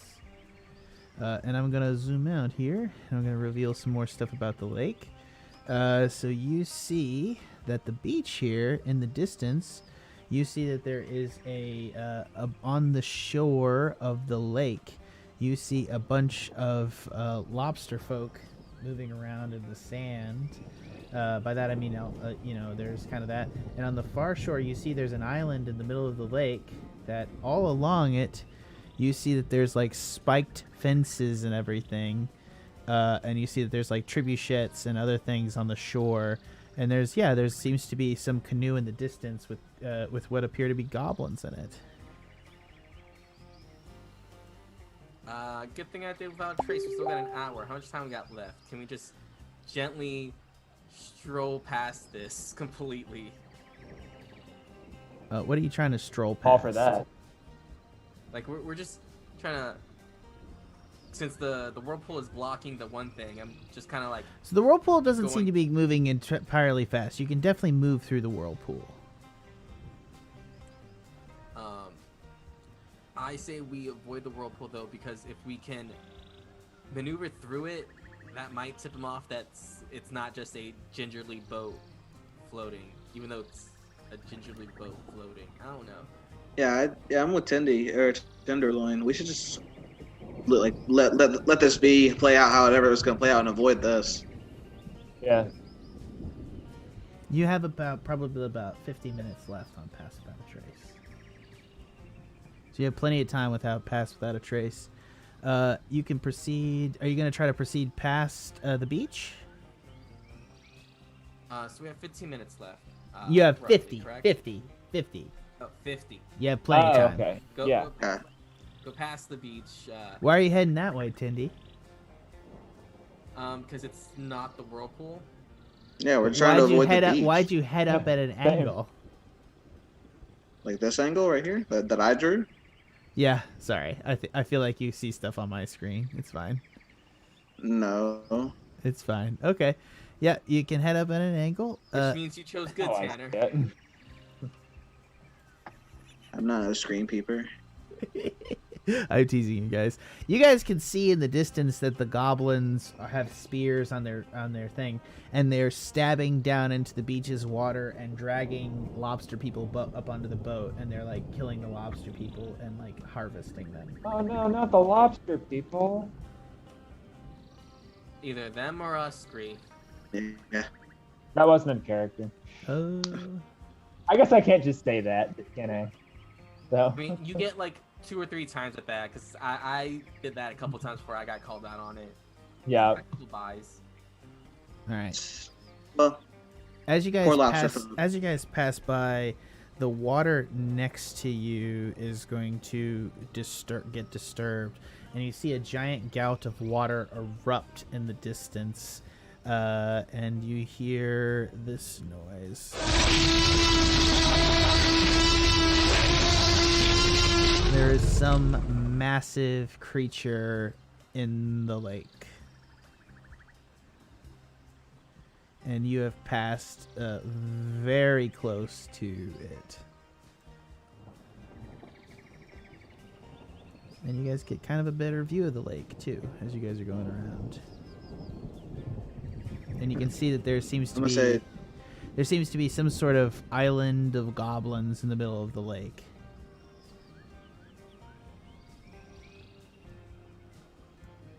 Where do you want to go? Well, away from whatever that noise was, for sure. Yeah. You're able to keep paddling, and you see that this island has it's almost like a D-Day style beach, and that it has hundreds of little spikes on it, pointed towards the water where you guys are in. Let this hit. We can let the boat, the salt shaker, hit the shore. Suddenly get out of it as they come to expect it. We can see what they do with it, and we can try and walk through their camp, because we still have 40 minutes in this. We want to just as discreetly sneak through we can, in essence abandoning the salt shaker, or we could follow them to see if they take it anywhere. Well, a more private attack, because we're in the middle in their home territory with our pants down. We can't abandon. Are you suggesting we abandon the salt shaker tenderloin though? At least momentarily. See what they do with it. You do see from here that they have a bunch of canoes parked on the far shore.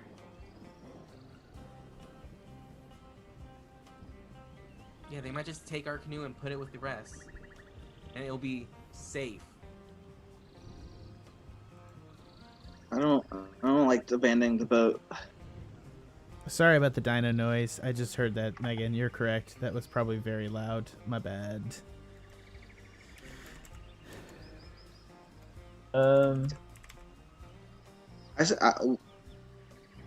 still on the thing of just avoiding all of this. Yeah, same.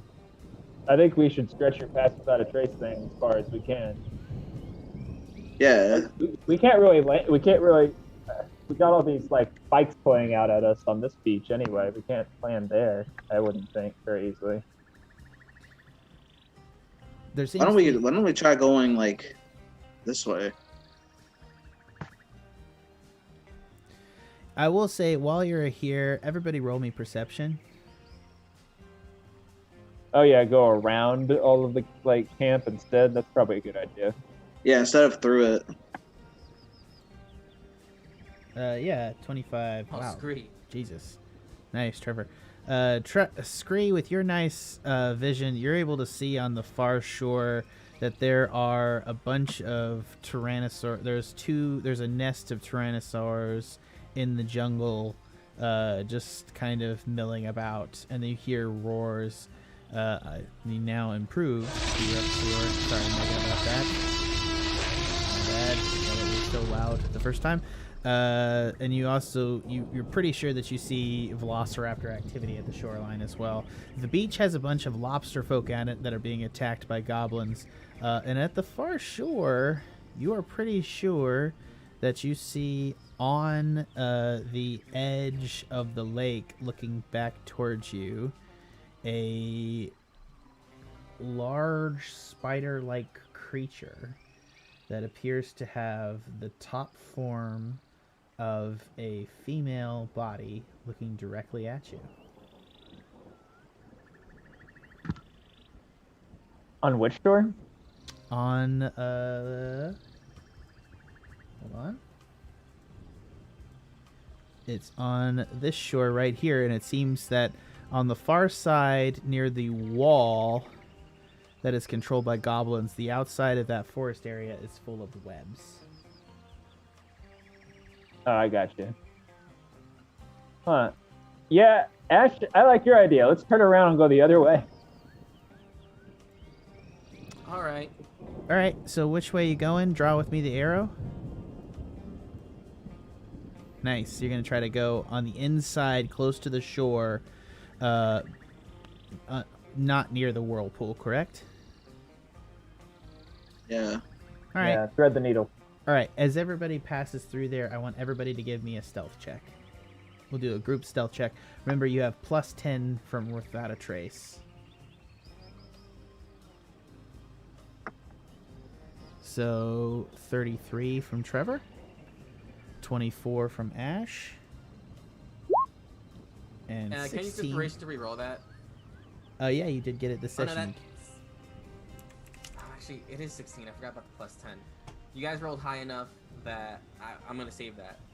The group consensus, I think we're still good. Yeah, I think the pass without trace guys, hopefully. Yeah. Yeah, 16, same. 24, and 33. Yeah, your group roll is a 21. Your guys are good. Yeah, you're able to slip through the needle. As you guys come through here, I just want to expand on more areas as you see, because your natural perceptions are going to see a lot of shit. You see that there is like a grouping of islands here in the middle of the lake, and on the far side, the way out of the lake that you think heads towards the what is it? The Oberon's Folly, the direction that you want. The head side of this river is boarded up with a massive goblin-like fortress wall made out of wood, and it's been dammed on one side of the river. And there seems to be like platforms leading between multiple islands on the far side. But you're able to slip through and get to the far side. Where do you guys want to go?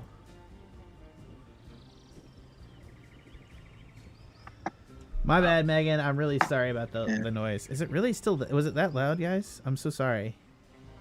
I didn't It's know pretty the loud. a pretty loud one. between the two times. My bad, Mubby. That is still very low. I need to check. I need to just have Megan on and start a stream for her privately and check some of these noises. Sorry, it's very all over the place sometimes. I love how she also says "ammo request." Like it's just not a normal request. It's like an ammo request. What was it, guys? Let's continue to straight hug, up. Let's continue to hug the shore straight up. Yeah. All right. Are you able to head north along the shore with the same stealth check? As you come to this side here, you see on the far side that there is these low hill area. And you see in the distance on top of the shore, you see a roost of a shitload of Patera folk just roosting on top beside the wall on a bunch of mountains, heading up to a large-scale mountain. And in the far distance, you see a brass adult dragon flying in the distance over here, just in a very far away from the raft. Roughly, let's just do a distance here, roughly 135 feet. And he's probably about another 100 feet up in the air. He's just soaring over the mountain range on the far side. The range looks incredibly rocky and fairly impassable from your position. And this is a real nest of villainy here. Yeah, Yeah, quite the compound. You see the other on this far shore. There's a another shore with more lobster folks sunning, and there's another goblin boat right here that seems to be spearing the lobster folk, pulling up on board and throwing them in a giant pot. Oh. I guess dinner's almost ready. Well, Yeah. we've eaten plenty of seafood already today, so let's keep going. Yeah, we close our eyes and ignore that. Go up this way. Yeah, you're able to go up this way. You are running low on pass without a trace. I will say that. You are probably paddling around the outside of this lake. This is about a 300-foot lake, so you probably have used about 25 minutes. So you're probably about at 35 minutes. You only have about, probably about 25 minutes left on pass without a trace. As you pass very close between these two goblin encampments, make me another stealth check. Because you were literally within 5 feet of that canoe. Yeah. So 22, 37, and 18.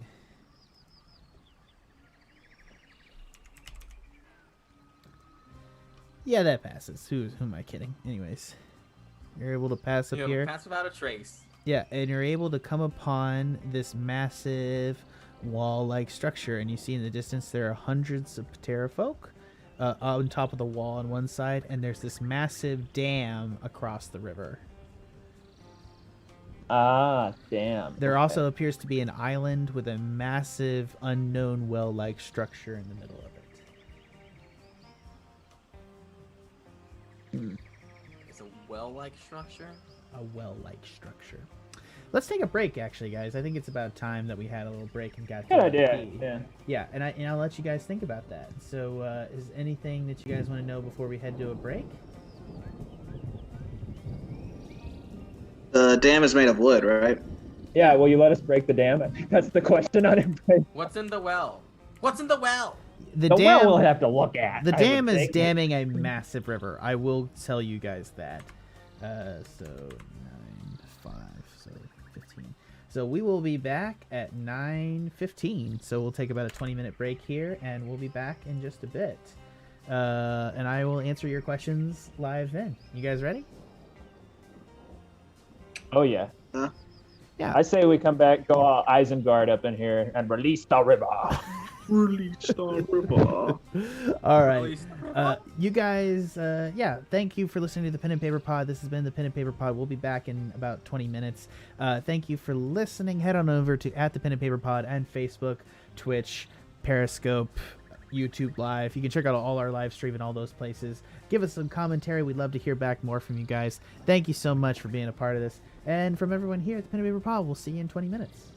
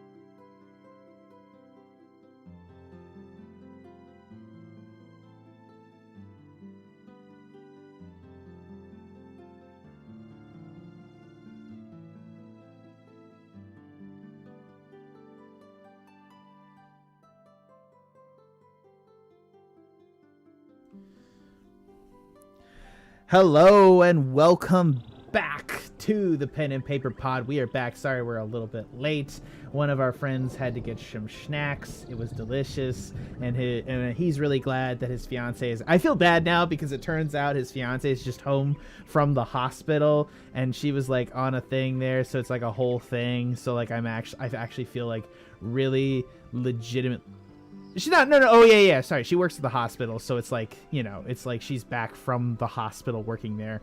So like, my point is, I feel bad for giving him shit because he's happy she's home because you guys have a crazy ice storm and keep losing power. So it's one of those things where I just like, I'm sorry. How about that?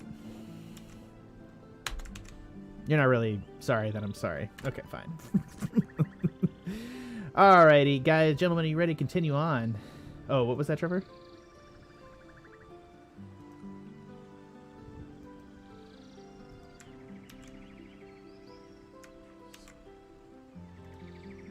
Oh, thank you. I appreciate that.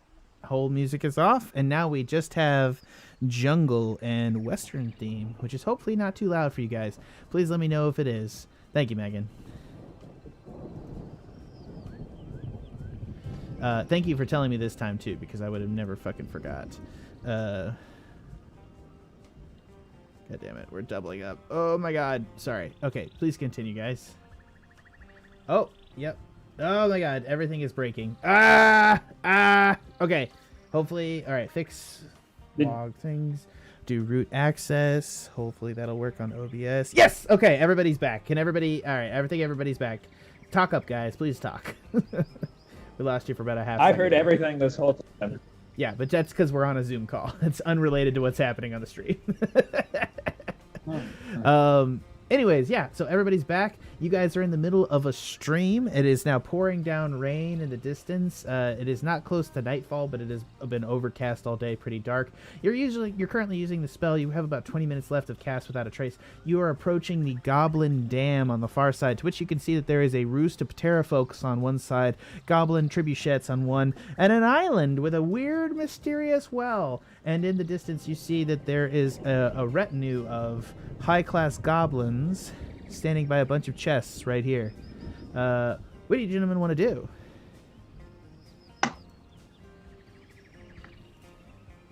Well, get to the dam, ideally. How do you want to destroy it? Do you want to get the Soul Shaker safely off the water first? Since we're gonna, I think you guys want to break the dam, unleashing the floodgate. We should probably get the Salt Shaker out of the water before that happens. It's gonna be tough climbing those rocks right next to us, but hopefully those pterofolk will be friendly. Don't actually know. Probably should have listened to that one earlier. Did someone try talking to you? What? No.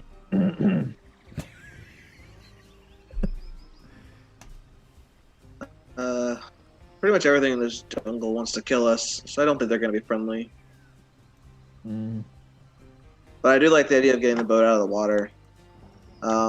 We could try to. Well, we could try to take the boat over here, park it right here, and then put it over our heads, like Jack Sparrow, and then try to jump off here.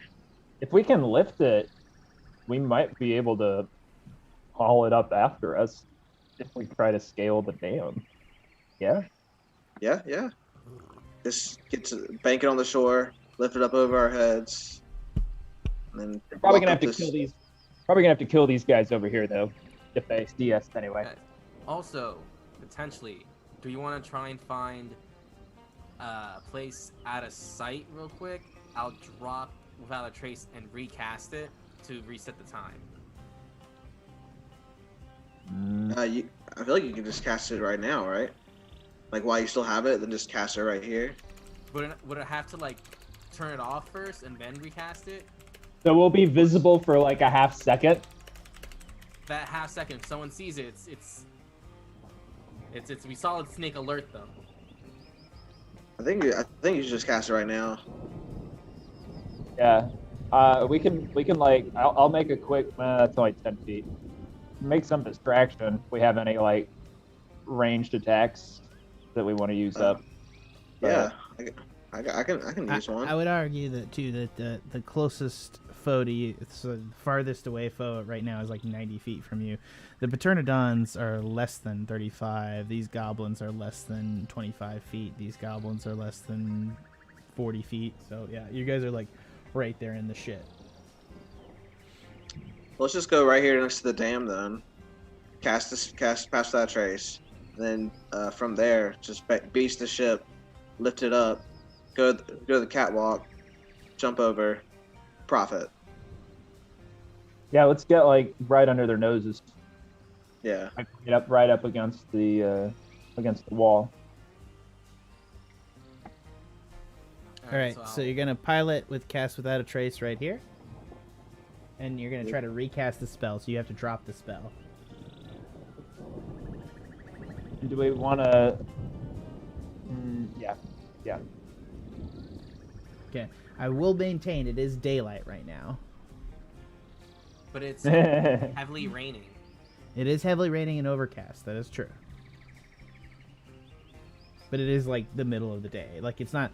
There's no dark vision. Is what I'm saying. It's not night, right? Like it is the day. Do you guys wanna, like, as discreetly as possible, like, get out of the boat and like go underwater for like a little bit to like hide our bodies? Will your spell stay on us, and then you can recast it underwater? Does that work? Yeah, like if we all like 30 feet. hold on the edge and like pretty much just have our bodies under and like our arms facing towards the wall. As long as my head's hidden like by the side of the boat and I recast, all they can potentially see is our fingertips.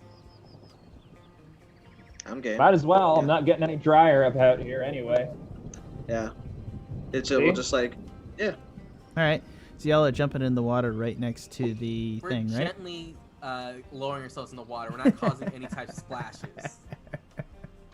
All right. So you're gonna go ahead and drop the spell. Once we're all safely in the water and like we're pretty much hidden, I'll drop it for the split second. Yes. All right. As you do that, because the spell specify creatures and you guys are out of the canoe, the goblin on top of the tower is going to notice that there is now a canoe, a seemingly empty canoe floating on the far side of the water. Well, Plastic Trace didn't make the canoe invisible. We were just really stealthy. It was very stealthy, but he's going to notice this now. Sorry. I've been rolling for the goblins, I promise you. Cool. We'll cast it real quick and as discreetly as we can get back on, and we have a whole hour left, so we can wait a couple minutes until... Okay, so Pass Without a Trace is still going to be a stealth roll with a goblin looking directly at you. So go ahead and roll me stealth. With the plus 10 for Pass Without a Trace? Yes, that's true. I'm just going to say this here. You guys are going to probably have to have a group 30 here to pass this. Oh, shit. Do we want to burn our inspiration on this shit? How does Ashe roll? Probably though. Probably Tendy is gonna totally re-roll that. 11 and a 4 so far. So yeah, it'd it's be not 21 great. and 14. And I'm a gonna 36. Sorry, guys. There are limits to stealth and Pass Without a Trace. Like a goblin is looking at your canoe. If you had swum away, you Oh, might have I been able to respect do their it. limits. Yeah. My argument is we were swimming all this way, like not swimming, but like there was a canoe there, like, and they saw it, or we were sneaking out in the middle of this river with the canoe there. Fair. It just happened close to the wall, like he just looked over. I mean, you're seeing a goblin look over Yeah, I'm gonna at use the my canoe. inspiration. Yeah. Even worse. Okay. Shit. All right. Calculator. So My that's interpretation 14, of what 36, happened is that 20. because you three were riding the canoe was within Pass Without a Trace, and that like you guys it was an object that you were carrying, because the canoe can be carried, thus it is not indistinguishable from you guys being in the water. But essentially, to my idea, I don't read into my silence hole. There's a stream and delay, and I'm doing other shit. Thanks, Megan. I'm sorry. I was like, I love you very much. I just want you to know that. I'm just saying. Anyways, yeah. Oh my God. Anyways, so for Tendy, I'm seeing Ashe got an 11. Tindy on a stealth got a 4. Trevor got a 26. Is Tindy going to re-roll that? Does that have the +10 from Pass Without a Trace? That's 14, yes. All right, we'll go ahead and add that. Plus 14 plus 36. Divided by 3. 21. It'd be 24 total. So yeah, he is I'm Wait, probably 21, not going to roll higher 36, than and 14. 14. What's up?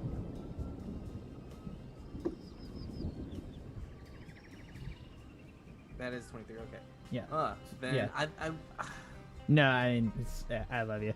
The goblin's going to jump off onto the back. He's going to be over, and he's like, and he's going to be like, he's going to speak in Goblin. Does anyone speak Goblin? Nope. no. Nope. All right. As you guys see that this goblin's like yelling at the distance, and you guys, and there seems to be a well-dressed goblin who's coming across to the platform and looking. It's a female goblin that's looking down at the canoe from where you are. Let's beach the boat. You want to beach the boat? So that says. All right, you guys are able to drive the boat onto the shore, and you see on the far side of this, near the chest, in a crate that's submerged in the water, you see a bloody and broken Montana James in one of the goblin prisons. Ha! Yeah. Seems like we have a even less of a time limit to try and get over this damn thing. Yeah, I'm gonna start lifting the canoe. All right, everybody roll me initiative.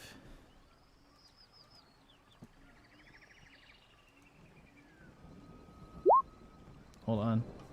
Let me just fix something. Doo-doo-doo.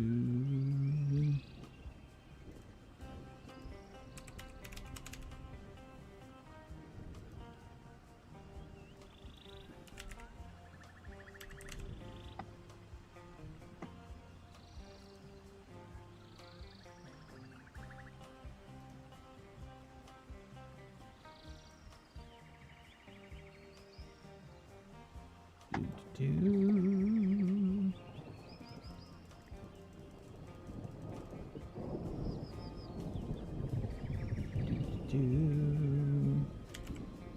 Hold on. Sorry, guys. I apologize. All right. Where's my initiatives? Very nice. Very nice. Very nice. Very nice.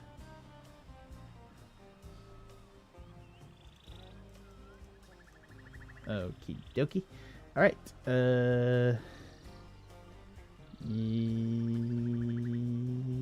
Yeah. All right, guys. Let's go ahead. And what are your initiatives? Tendy, you're 17. Ashe, you're 15. Nice roll, Tendy.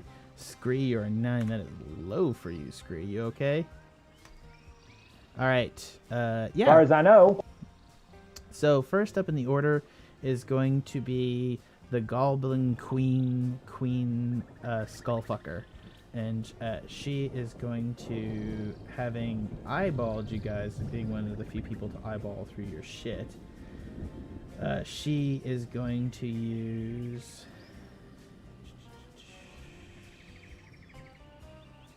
She's going to use Dispel Magic on you. And I believe if Dispel Magic... Let's play on DT. Choose one creature, object, or magical effect within range. Any spell on the 3rd level or lower on the target ends. So I believe Pass Without a Trace is a lower. So I think Pass Without a Trace is going to automatically end.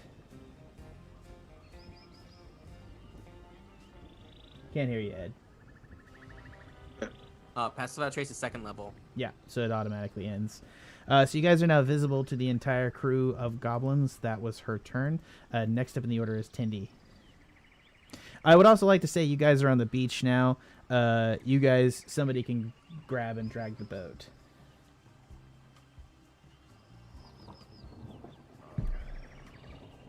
right, so it's Tenny's turn.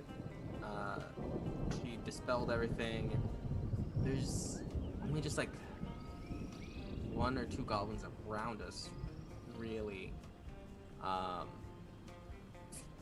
Does she look like she's aggressive?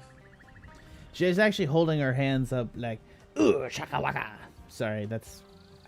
there's like jungle goblins. I feel so conflicted about how to portray them because I feel like this is just very... This is territory which in what Wizards of the Coast like deeply failed, and I do think there's like doing things where it's like a version of indigenous people.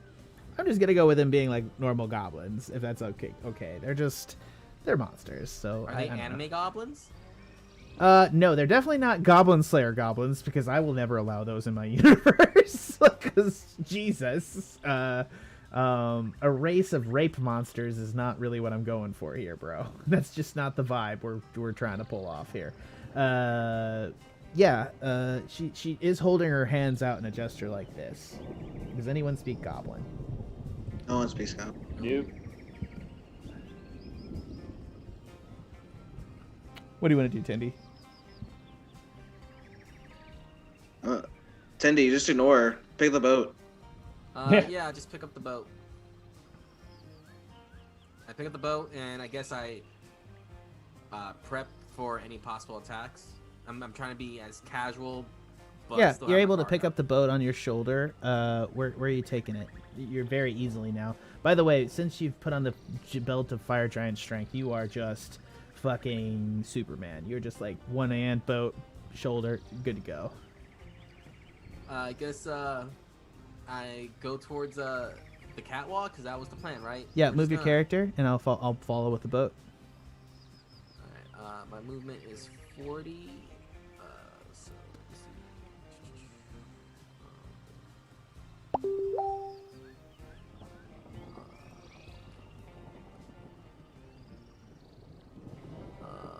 I go too far, like between them two.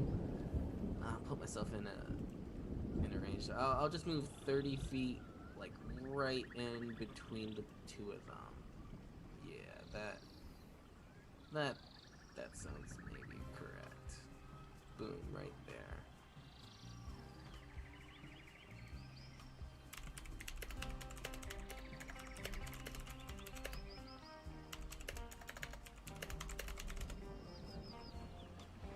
Okay. Where was? Yeah. Okay. So yeah, you're able to drag the boat over there. You got it there. What else you want to do, Tindy?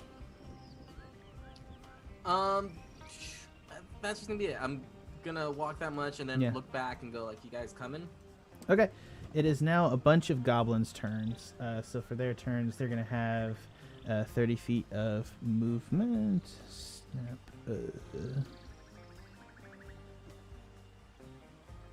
So they're gonna double dash to the shore. So they're gonna make 60. So these goblins are gonna be. They see what's going on. They're gonna come right here, and then this.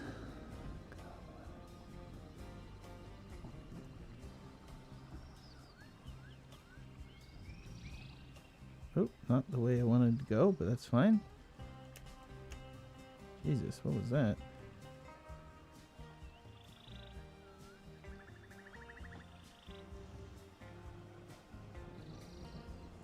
Okay. How are we planning on? Sorry, go ahead. No, go ahead. I'm moving goblins here. Ashe, we're thinking of strapping the canoe to our backs as we scale this thing, or maybe each or in tenderloin, maybe somebody just has like one hand on it while someone, because like we've established we can lift it, but lifting and climbing at the same time we're gonna have to figure out, I guess. Well, it's a assuming catwalk, this isn't a right? ramp that we're looking Yeah. at. Yeah. I thought it was a ramp. It is a ramp. Oh, okay, cool. It's a catwalk leading upwards, so yeah, it is a ramp. Oh, okay, cool. Okay. Yeah. So a couple of things are going to happen here. So this goblin is going to run up and attack Tindy real fast for a scimitar attack. He's gonna miss because that is going to be probably a lot of the situation. 2 of the goblins in the canoe are going to use extreme ranged attacks on Ashe at 45 feet and 50 feet, which the goblin's short bows maximum range is 80, so they'll both land actually. 14 to hit, which won't hit, I believe, Ashe, and then the second one will be 7, so neither will hit. And then this lead goblin is going to run up and attack you, Ashe. And he's going to not hit for 5.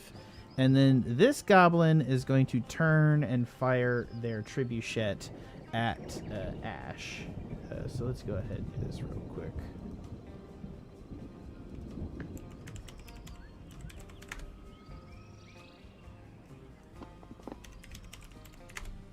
Sorry, guys. Oops.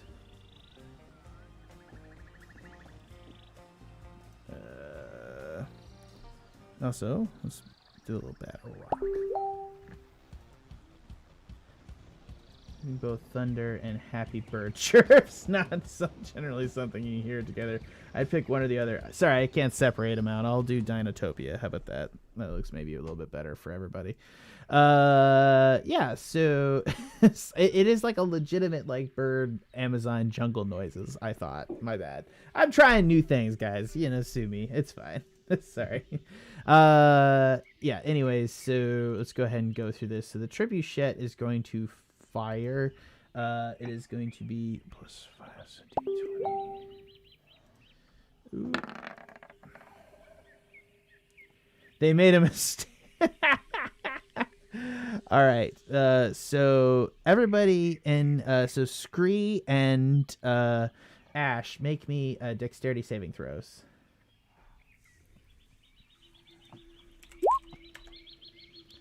Both of you save. You're going to take half damage on the trebuchet. I think. Actually, I take none. Yeah, you take none damage. So Ashe, you're going to take half damage on. Sorry, it's D8. It's 6. So you're going to take half damage on 25 damage. Just, as the trebuchet's going to fire a bunch of grape shot at the two of you, it's going to kill this goblin directly beside you, Ashe. And, yeah, you're going to take half. So you're going to take 5, 11, 12. You're going to take 12 damage total from the trebuchet. And then the other goblin is going to run back and reload it. And I believe, let me see where the other goblins. These goblins are going to advance here. And, yeah, the other goblins are going to see what's happening here. And they're going to run up and they're going to attempt to fire their trebuchet at Chuck. At Chuck. I'm sorry, Tindy. Tindy, make me a dexterity saving throw.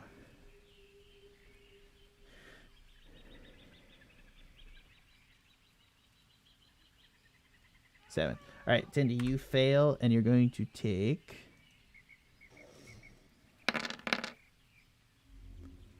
You're going to take 26 damage. And the goblin directly beside you has died, as that other trebuchet is going to fire a bunch of buck. And then the other goblin on his turn is going to reload that trebuchet.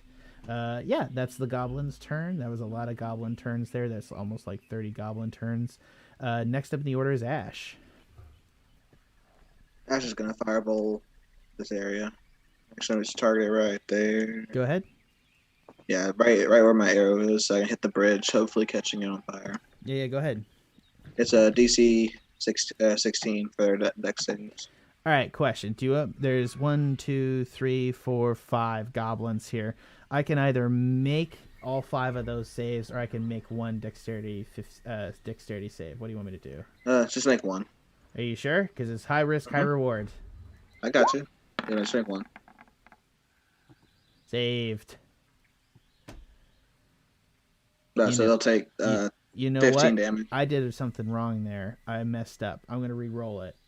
Sorry. Are you ready for this? Sure. They would have saved, so I assume you want me to re-roll it. Since I clicked the wrong thing. Are you okay with that? I feel bad about this. That's perfectly fine. Okay, cool. Here we go. They fail. So yeah, well done on you. Yeah, I feel like that was something I feel guilty about that actually you're very happy for. So yeah, all of these goblins die. All right. And this bridge is now on fire. Sweet. Huzzah. 5, 10, 15, 20, 25, 30. That's it for me. All right, next up in the order is the Patera folk, which are going to begin to take off.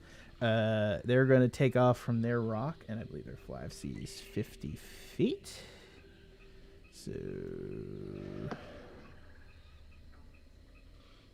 they're only going to get about here. Wow, they're a long ways away, actually. Anyways. So they are all going to take off. Well, actually, they have javelins, so they're probably going to throw a couple javelins. What is the range on a javelin? It's only... The range of a javelin is only 30 feet, so... Nope, they're all out of range. Yeah, they're going to ready some actions. Yeah, and that is going to be the Patera folks' turn as they take off and in formation seem to be coming towards you. Next up in the order is Scree. How many feet up are the Terrafolk in the air? Only 5 feet up. They are right above the dam. Okay. They literally took off from the rocks on the edge and flew straight over the dam, straight towards you, using almost their maximum movement to try to get towards you. Can I tell if they're hostile to us? Yeah, they're hostile. Okay. Yeah. And your Patera folk friend was not in this group. Yeah, I was thinking there might be some distinction there. And one of these two goblins by the trebuchet is the Lady Skullfucker, correct? No, Lady Skullfucker is here. I will name her. How about that? Oh, that's her there. Okay, gotcha. Sorry, and apologies, Queen Skullfucker. And y'all couldn't go into the forest and let me indulge my monster girl fantasies? I'm just saying. No. Tanner, if you take over DMing, you better let me play a bard. And yeah, I'm just saying. It's only one reason. Whatever you want, man. It's only one reason people play bards. No, I'm just kidding. Yeah, please continue from this awkwardness. I am going to burn my flame strike tattoo. Okay, what are you doing? So I'll just drop that in. I'm gonna link you that in here. You missed. Oh, well, I guess it's right here. I could... Yeah. A vertical column of divine fire roars down from heaven a location you specify within 60 feet. It's a 40-feet cylinder. I thought I only got 10... Oh, range 60 feet. Yeah. Oh, yeah. Shit. Yeah. I think I got that. Let me double check that. So you're looking for a 40-foot cylinder, right? Yeah, so I'm thinking right in the middle of the Terra You can catch all three. You can catch 4 Patera folk and these 2 goblins in the trebuchet, correct? Yeah, that's what I'm going for. Yeah, okay, if I could catch all that in the trebuchet, that'd be great. Let me just see. Yeah, you got it. Sure. I don't think you're gonna get that guy, but you're gonna get these 4 right here. Yeah, go ahead. I mean, at least for Patera folk, I'm good. Yeah, 4 Patera folk, 2 goblins and a trebuchet. Go ahead. Roll with damage. Shit. How do I do that? Sorry. No. What? It's a save, isn't it? Yeah, they make a dex save. Oh yeah. Hold on. You can VT it from your thing. Sorry, it's not showing for me. It'll be your save, whatever your particular save is. Sorry. Oh my god. Sorry. It's the tattoo spell, so I don't have it in my. That's the closest. No, it's still your regular spell save. Do you know what I mean? No. Sorry. Oh, just my dex saving throw that I would make? No, sorry. Is my stat or it's 8? I don't have another spell like that. I'm sorry. It's 8 plus your proficiency bonus plus your casting stat modifier, which is for you is intelligence. Okay. My intelligence is a +1, and then. Sorry, I didn't have your character sheet pulled up. My bad. Just tell me those 3 things again. I always have it pulled up for Tendy. I gotta say sorry, Tendy. I expected. I'm so sorry. Your casting save is DC 13. Okay. They all need to make a DC 13 save. Now I see it. Sorry. Yeah. Do you want me to make? So here's the question: do you want me to make? I'll make a separate roll for the goblins. Do you want me to make a roll for each of them, or do you want me to make a roll for just one for the group? And I'm gonna separate out goblins. Okay, I'll do what Tanner did. So they're gonna make a Dex saving throw. All right, so they will pass. So Damn. And I'm gonna make a separate one for the goblins though. So wait up. I can't burn inspiration on this since it's not me making the throw, can I? That is not how that works. The goblins will fail and both die. Hold on. You need to still roll the 46 damage though for the thing. So roll the damage for the spell. Or I can roll the damage for you if you like. Please, because I still don't really know. Oh, just the 4d6s. Right. Yeah, it's not in your. I understand. It's sorry. It's probably 46. Yeah, it's 8d6 total. I'm just gonna roll it because it's not gonna make a difference. Yeah. Yeah, same thing as the trivia shit. So. Yeah. So the damage would be 20. So the Patera folk are all going to take half damage on this. They're going to take 10 damage. Oh. Wait, is it half damage? Hold on. I thought they passed. Sorry, this is a spell. A creature takes 46 and 40 damage and 46 radiant damage on a failed save or half as much on a successful one. So yeah, they're still going to take 10 damage each. So yeah, that's a lot of Patera folk. Jesus.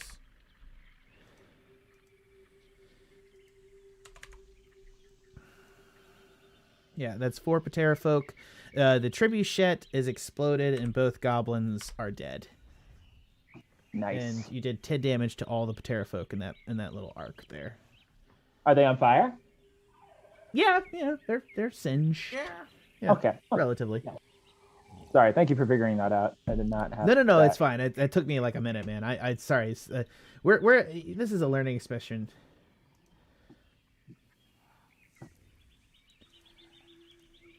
All right.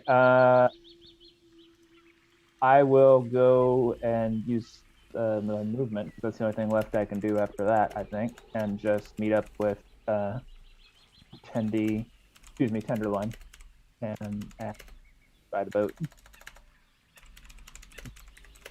so I can help lift it. Look at the damage that Scree's caused, and it's like, damn, Scree, that was what's up. I didn't realize you could cast flame spells.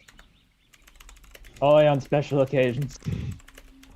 And the other times we were close to death weren't special enough, I guess. Specifically, just this once. It's the only time. Hey, yeah, Tenderloin, you remember when you said when those like wood elves captured us, and I was like, I have a backup plan? That was it. That was the backup plan. That's all I have. Literally up my sleeve. All right, so next up in the order is so that was Scree's turn. Next up in the order is the Goblin Shaman, Queen Skullfucker, who's seeing you guys. So she's gonna cast a spell. No, she might use an ability.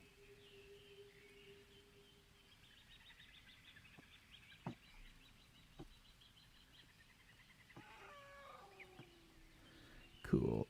Actually, she's also... You're going to see that as 2 goblins died within range of her, she seemed to get stronger. How about that? Yeah.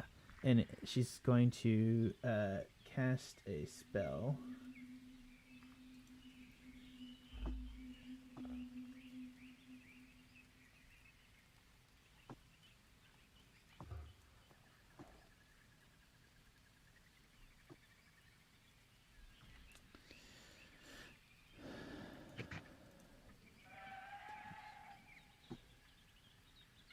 Okay. Yeah, she is going to cast a spell, and I'm just going to use the a goblin for this because it's going to make it easy. She's going to cast a spell and summon from her pocket 5 giant wasps. Okay. I'd like to counterspell that. Cool. What level are you counterspelling at? 4th level. That'll automatically cancel that out. Well done. Not the bees! Oh, wait, I guess that is 4th level. Yeah. Well, it's at 4th level it equals because it's a giant insect summon. Okay. You managed to cancel her out, and she just looks very upset. And now it is Tindy's turn. Oh, and she's gonna use some. She's gonna use some movement too. Sorry. She's gonna use movement to move 30 feet this way.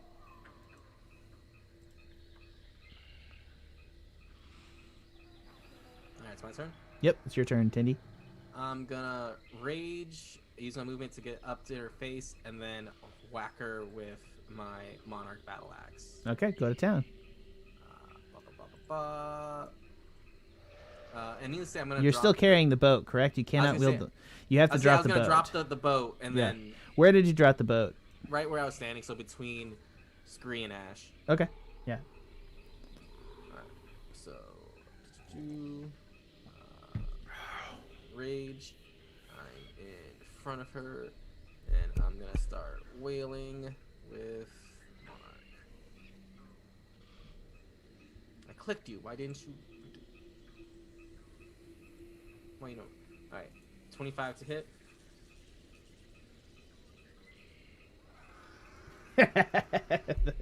How did Primagus escape being a fish? No, he just let him, for you, John Dunn, he left, how do I put this? He left, they just allowed him to come back to being, they removed everything from the bag of holding, left him in the bag, allowed the spell to end, so he turned back into Primagus, and then they put the bag underwater and held it shut while he drowned, like on a submarine.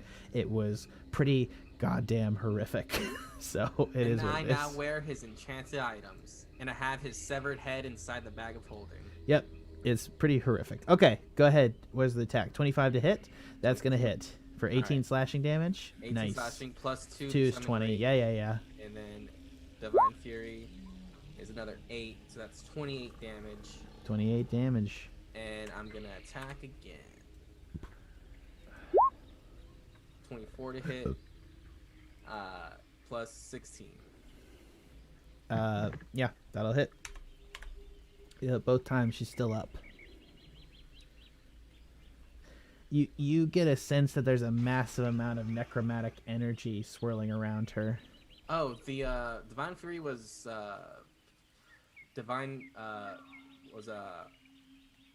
was radiant energy. Does that do anything special? It does not do anything special to her specifically, no. Okay. She's still a goblin, unfortunately. Just because she has temporary hit points doesn't mean that they do more damage, unfortunately. Sorry, dumb D&D rules. Anyways, I like your vibe, though, bro. I like your vibe. Necromancer, it feels like it should. I agree. Yeah, so after that turn, Montana James, who has been quietly trying to escape his prison in the background, is going to get out. And he is going to use, now with the peg leg, he's going to use 30 feet of motion to get up to here, and he's actually going to get out of the water and come up. And he's been in a prison, like he's been at like Apocalypse Now prison, where like it's literally like a bamboo prison that's just been put in the water. So he's just been submerged in water for days with like a fresh like X wound to his leg where he lost a leg, and he's got like a little like whittled pin like fucking leg in there, and he's coming up to you, and he's got an eye patch now too, and he's like, just Scree, seriously, please just let me come with you, man. Hey buddy, you want to get in our boat? I really want to get out of this jungle. All right, you can help us. Okay, just let me get out of the jungle. I don't know, Ashe. You really want to take this guy back on after last time? I'm gonna say Scree. No, this guy can suck one. But we should make him carry the boat, though. Yeah, let's use him to carry the boat. Hey, if you can carry the boat, you can come along. Okay, I got it. He's gonna pick the boat up, so it's with him, and he's gonna move another 5 feet towards the platform, and that's his turn.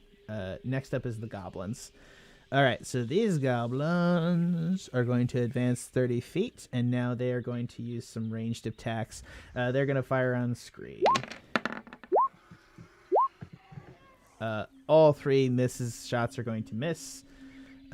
These goblins are going to advance through the flaming bridge, which is going to not feel great on their feet, and they're going to take a little bit of damage.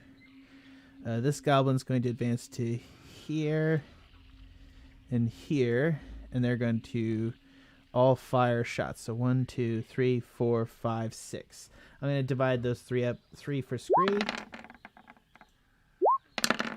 All right. What's your AC, Scree? It's 18, so those will hit. Yeah, all 3 of those are going to hit for 8, 5, and 6 damage. So that'll be 11. So that'll be 19 damage to Scree. I'll shield then. So what does shield push your? That'll push it to 23, which should give me. That'll block all those arrows as they come in. 3 more are gonna hit Ashe. Ashe? What's your AC? It's like 19, right? 15. Yeah, it's 15. Oh, so the 16 will hit for 6 piercing. Okay. Okay. And then this other thing right up here is they're going to launch their goblin battering ram at Scree and you and Montana James, Ashe, and Tendy. Apologies. Ashe, Scree, and Montana James need to make dexterity saving throws.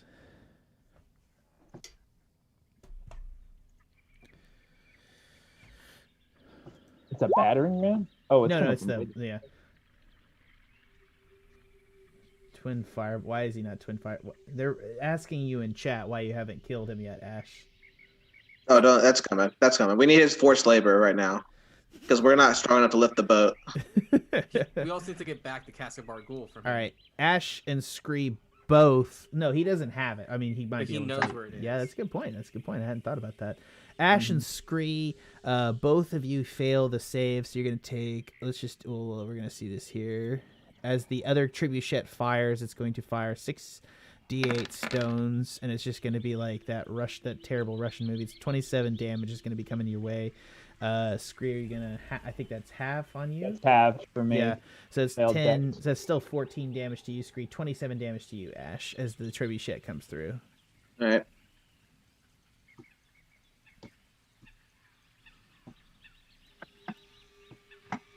Okay. All right. Oh, so that's the other trebuchet on the other corner of the dam. The boat is going to take some damage, and Montana James did save on his peg leg. So he takes half. Yeah, he did. He's not looking good. He's probably got... If the trebuchet hits him again, he'll die, and so will the boat. Care more about the boat than we do him. That's fair. That's fair. That is totally fair. I did not expect that to not be the thing. If the boat dies, I'm not sure what the next move is. We'll have to figure that out. The next move is float down river. Well, there's plenty of boats we could steal. Let's check something else out. Yeah, but not on the other side of the dam. I mean, we'd have to backtrack into hell. There's one right offshore right there. If we can... Oh, that's right. Kill all the goblins in it without sinking it. Yeah.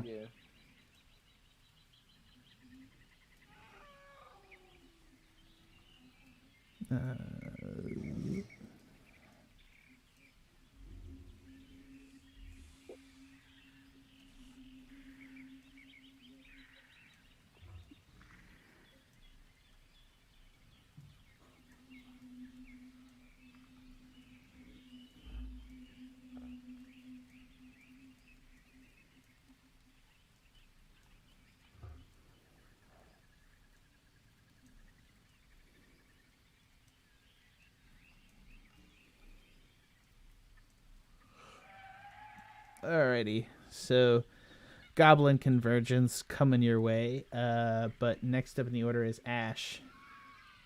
Alright. I'm going to go right next to Montana James. I'm going to grip him by the collar, or whatever's left of his robes, or whatever he had. And then I'm going to say to him, "All right, you piece of shit.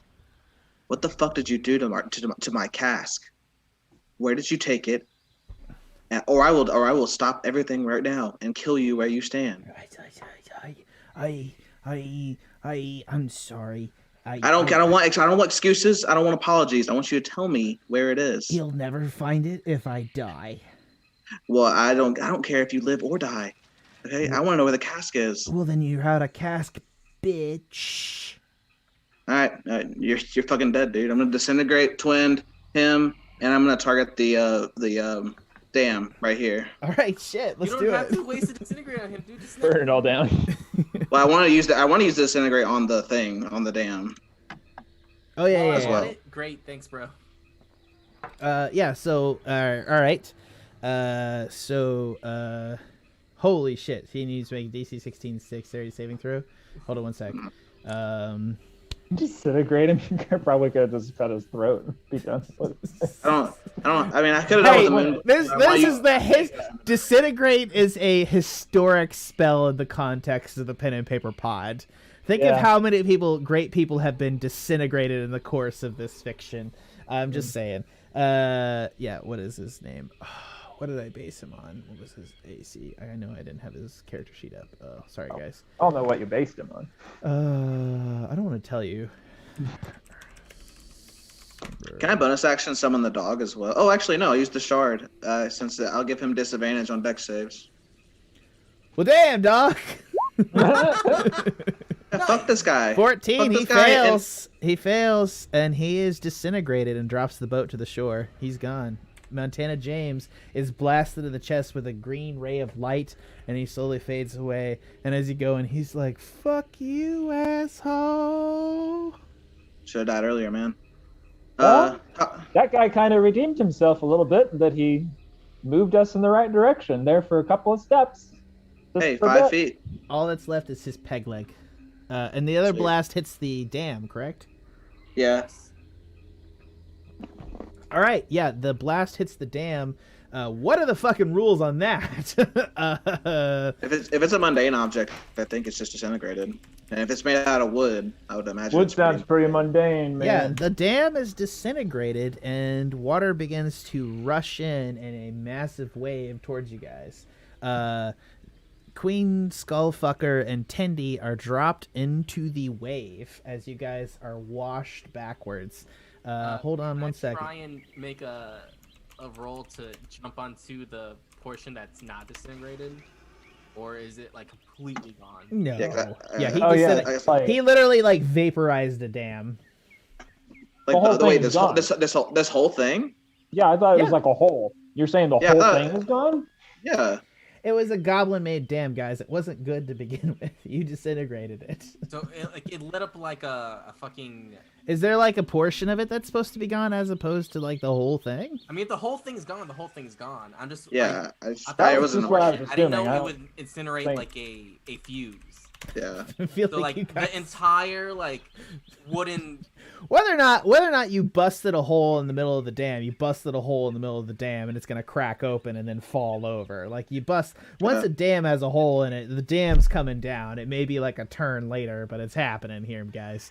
All right, so a huge, massive tidal wave, which essentially I'm gonna just rule is like this, is essentially closer to the tidal wave spell.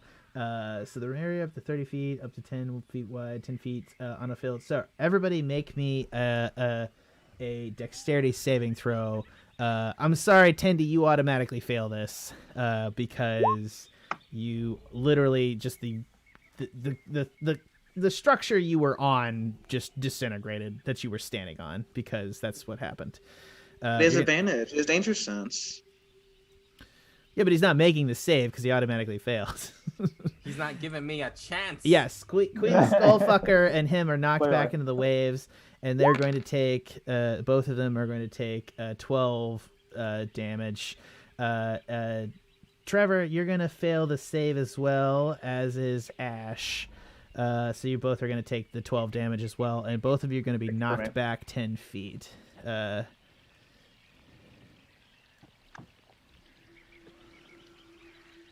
It's a dex save, so I'll take half 12. Oh, yeah, you'll take 6, sorry. Evasion. And the boat is going to ride with Thraff out into the middle of the wave right there. And these guys are going to get knocked back 10 feet. He's going to go into the waves. He's going to go in the waves. This guy in the boat is going to get knocked ways away. And these guys are going to get... They're less in the range. They'll get only 5 feet. Okay. Yeah. Do those goblins pass or fail the save? That's a good question. These guys didn't take it. These two probably did. So, how much damage you said I take? 12. Oh, yeah. These goblins are dead. They're washed away. Nice one. You're right. Queen Skullfucker's alive, but the other 2 goblins in range of the attack.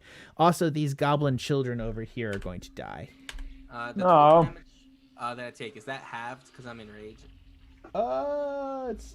It's bludgeoning, yeah, half. Nice. So 6. 6, yeah. Well done. Yeah, the water is flowing in and it's filling up the well, and actually you can see that the well is just being filled up with water.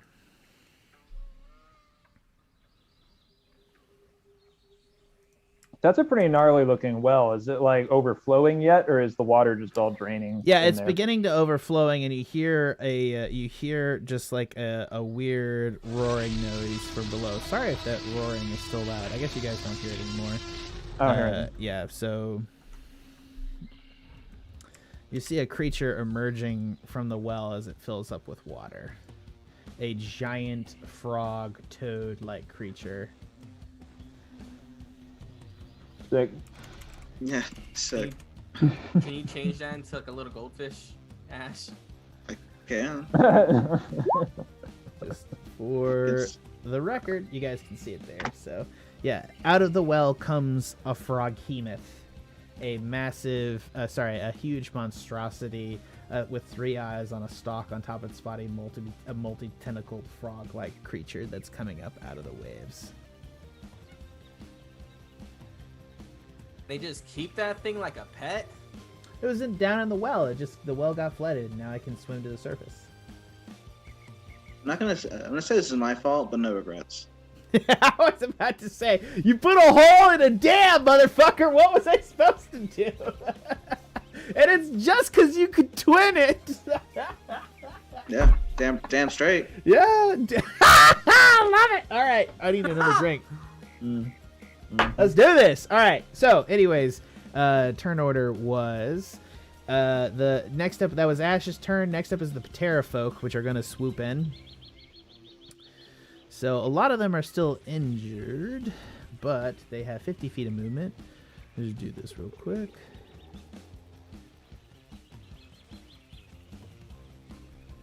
Come on, motherfucker. Yep, 45, so they can get the lead elements can get to you. All right, so you're gonna get swarmed by a shitload of Patera folk as they come down on you. Both of you are prone, if I'm not mistaken, correct? I guess. Yeah, I thought you just got pushed back, but I didn't hear that about the prone. Hold on. Bludgeoned is damaged and is knocked prone. On a successful save, a creature takes half as much damage and isn't knocked prone. Both of you failed. You failed but took half damage. Wait, no, you didn't. No, both of you failed, correct? But even on a failed save, you take half damage. But both of you are prone. All right, so the lead Patera folk is going to swarm down on you. He is going to do multi-attack. Sure takes 3 attacks, 1 with his bite, 2 with his claws. Okay, so here we go. Lead Patera folk is going to attack you, Ashe. So he's going to do a bite attack on you for 12. And then he's going to do claw 1, claw 2. All 3 are going to miss. And then that's the only Patera folk that was in range. The other Patera folks are going to toss javelins. That's 1, 2, 3, 4, 5, 6 Patera folks with 6 javelins. So it's going to be 12 javelin attacks. I'm going to divide 6 between the 2 targets, which is you and Scree. 1, 2, 3, 4, 5, 6. All right, first 3 are you, 18, 22, and 19. I believe all 3 of those hit, correct, Ashe? Yeah, that is all hit. Okay. I don't know why I don't see the damage for them. Great. Not bad. So you're going to take a total of 15. You're going to take 22 damage from the Patera folk javelins. The second 3 are going to be 8, 15, and 17. I believe only the 17 hits, Scree? No, your AC is 18, right? Yeah, my AC is 18, so that sounds right, yeah. So nothing hits you as they come in. So only Ashe is going to take a bunch of damage from that. Yeah.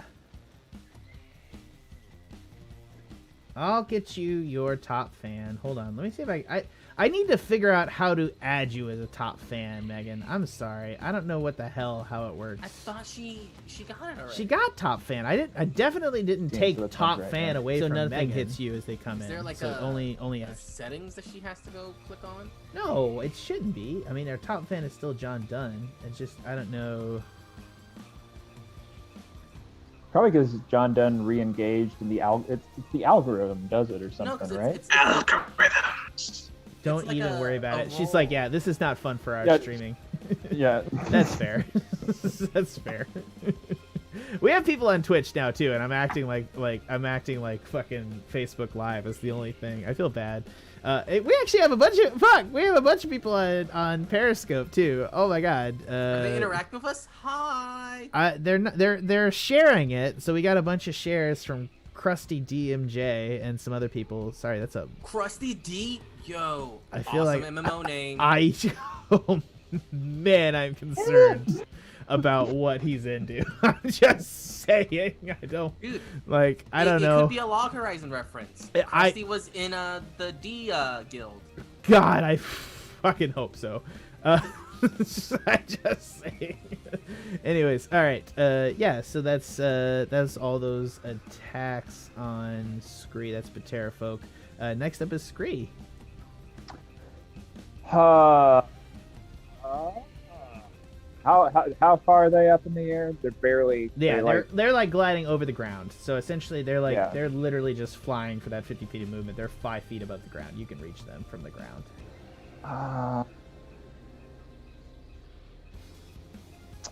I'm gonna cast Mirror Image.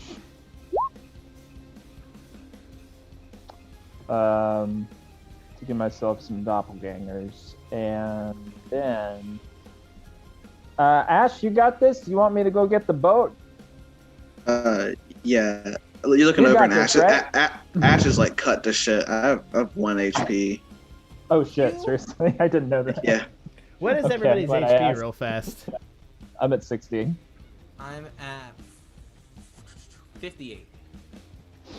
Okay, clearly I need to stay and fight with Ashe. I can't go over. Guys, if I'm healing you, I can't hit things with my stick, so you need to survive. Also, he's still in a rage. He took damage, so he's still in a rage.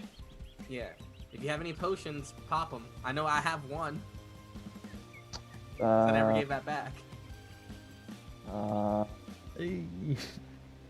John Dunn, please don't incite violence in the chat. I would appreciate that. I can't hide. Go get the boat. Go get the boat. You only have 1 HP. Pop up. Well, there are turns unless the goblins can get to me, which I think they can, or they'll go for you in the boat. But these Patera folks shouldn't be able to hit me until my turn comes around again. That is correct. I'm gonna go get the boat. You gotta stay alive so you can go kill my father figure with me, right? We talked about this. I'm gonna go get the boat. Fucking stay alive, man. Sounds like you're about to cry, bird. All right. You can't hear any of this, Tenderloin. All right. Let's see. That's probably going to be my full range of movement. Get over there. Yeah, I can just get to the boat. Boat's 20 feet away. So I'm going to go after the salt shaker.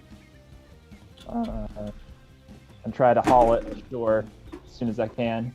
All right. Or if you'll let me hang on to it to let it to stop it. Does not impede your movement. You're able to drag it as far as your movement would allow, which with you... Oh, right, yeah. Okay, so I can... 20 feet, and then from there you can move 10 feet into shore, so you can get... Yeah. Let me just move you.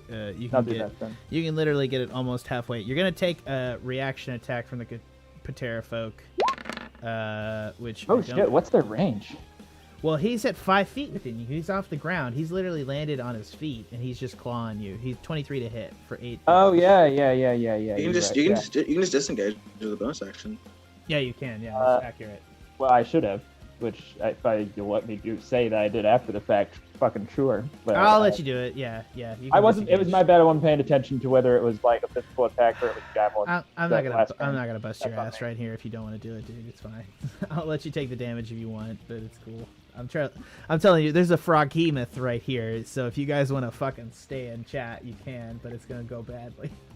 Yeah, I'll use my bonus action to disengage, go get the boat, and we're done. That's my turn.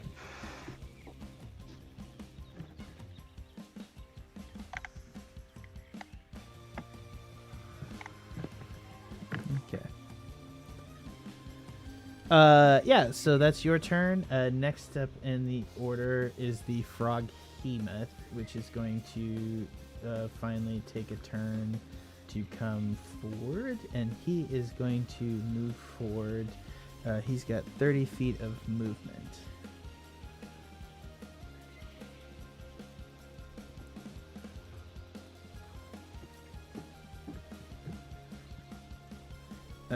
He is going to...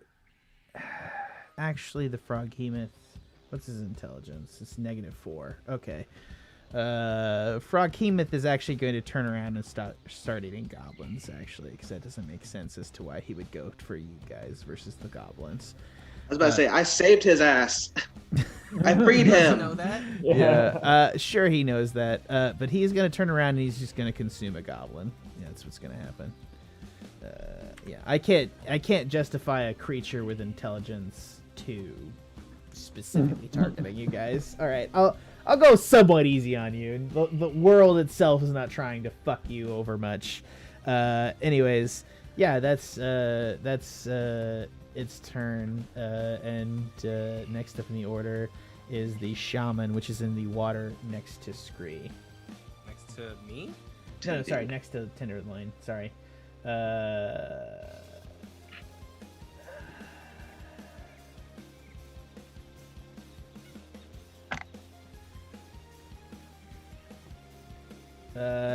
She's gonna begin speaking in Elvish at you, Tenderloin. Oh, you mean He doesn't speak Elvish. You mean the thing I don't speak? Yeah, I forgot. Yeah, you don't speak.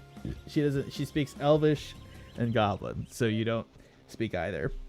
I just screaming like, I'm a Minotaur now! Do you think I speak Elvish? Yeah, she's gonna cast a spell.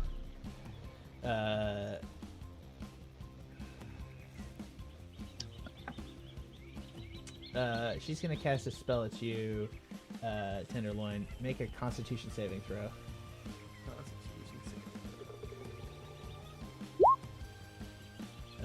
Yeah, you fail, and you're gonna take 43 damage as she casts Blight upon you. Necrotic damage on a failed save, or half as much damage the spell has effects on one. If the target... I never used my inspiration, right? Yeah, you can definitely use it on this. Yeah, I'll do that. Con reroll. Come on. Even worse. Yeah, I mean, she's a pretty good spellcaster. Necrotic damage on a failed save or half as much. If you target a non-magical plant that isn't a creature system tree shove, it doesn't have any saving throws and moves and dies. So this is like literally the best anti-druid spell in the game. It's just like it literally makes plant life wither and die. Like literally Monarch in your hand withers as you hang on to it, and it's just like it's draining the moisture and vitality from you, and you just feel like you take 43 damage. You down? No. And that's not halved because that's necrotic. It is not halved. Yeah, that's correct. Actually, is it too late? Is it too late? What would you want to do? Where is it so I can make sure I can? Fanatical reroll. She'll let me reroll something. Not if you use advantage. You can't double advantage. Sorry. That's fine, I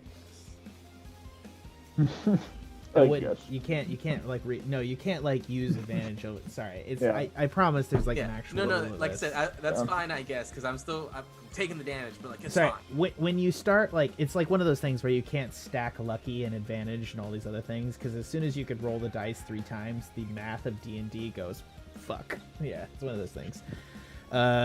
Anyways, yeah. So she's going to she will leave your area of AoE and try to swim to shore.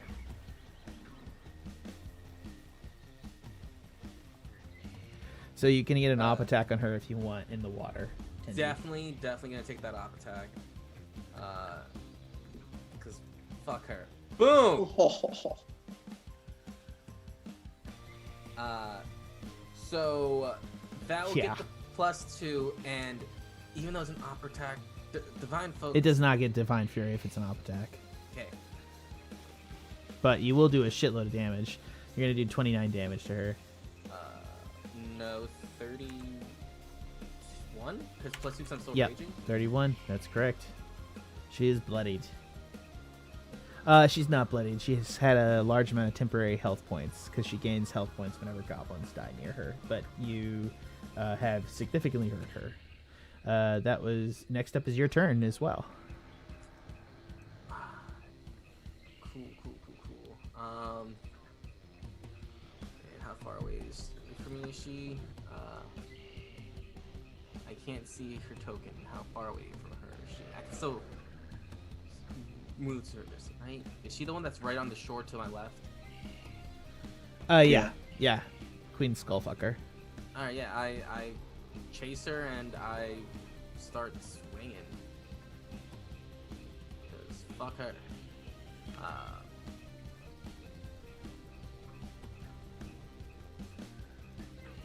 15. Hey, Ashe, did... Oh, okay. Does 15 hit? 15 hits. Cool, so that's 19 plus 2 is 21 plus Divine Fury. She takes 28 damage. That is pretty good. She is hurt. I'm gonna swing again. Go to town. 16 hits, so that's 10, so that's 12 additional damage.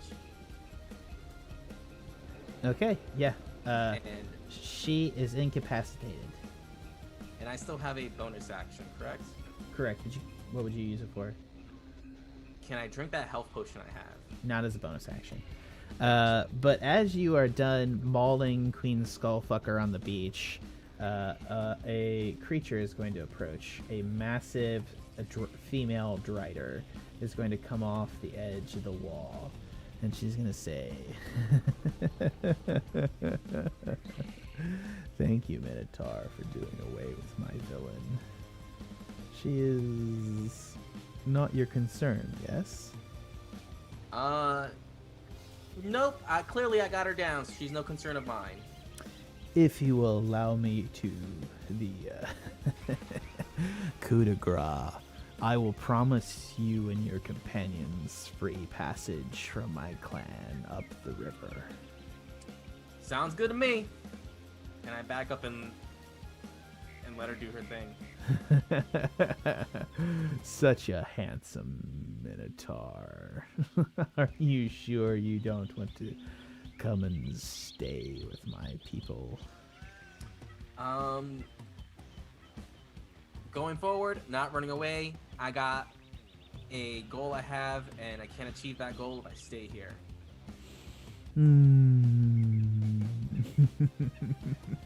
But you're so cute. My father, Lord Cuckold, not his real name, but he's a lot more handsome than I am. He is a very pretty elf man. She kind of tilts her head. An elf? I wouldn't have put that in your gene pool. I wouldn't say no. I was an elf once, don't you know? I did not know. As was the she-goblin. But she was a goblin. All goblins are descendants of those that fell at Oberon's folly. This forest changes people. The Patera folk changed. We changed. All are made possible by the possibility of the elves that were infected with the time trowel's possibility. We all came as branches of their evolutionary capacity.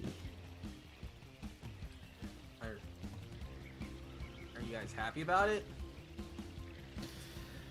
I don't know. I personally think that I am loved by God. What do you think? Definitely think you were blessed.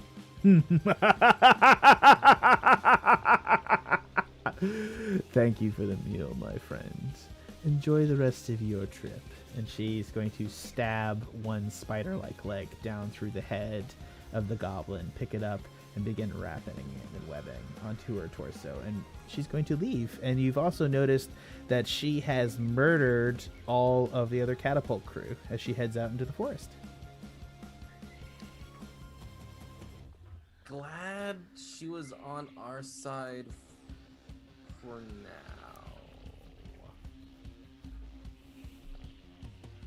And look back and look at what's going on with my buddies.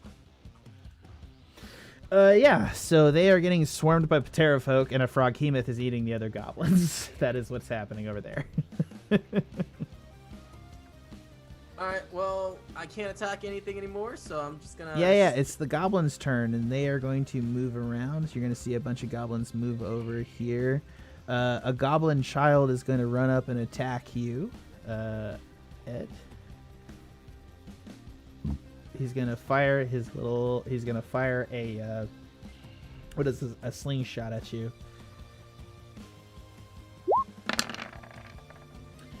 For 22 to hit, which I believe hits you for 5 damage. So. That have to 2 or 3? Yeah, that goblin child has been better than the rest of the goblins. These other 4 goblins are also gonna run up and shoot you with short bows for 4 attacks.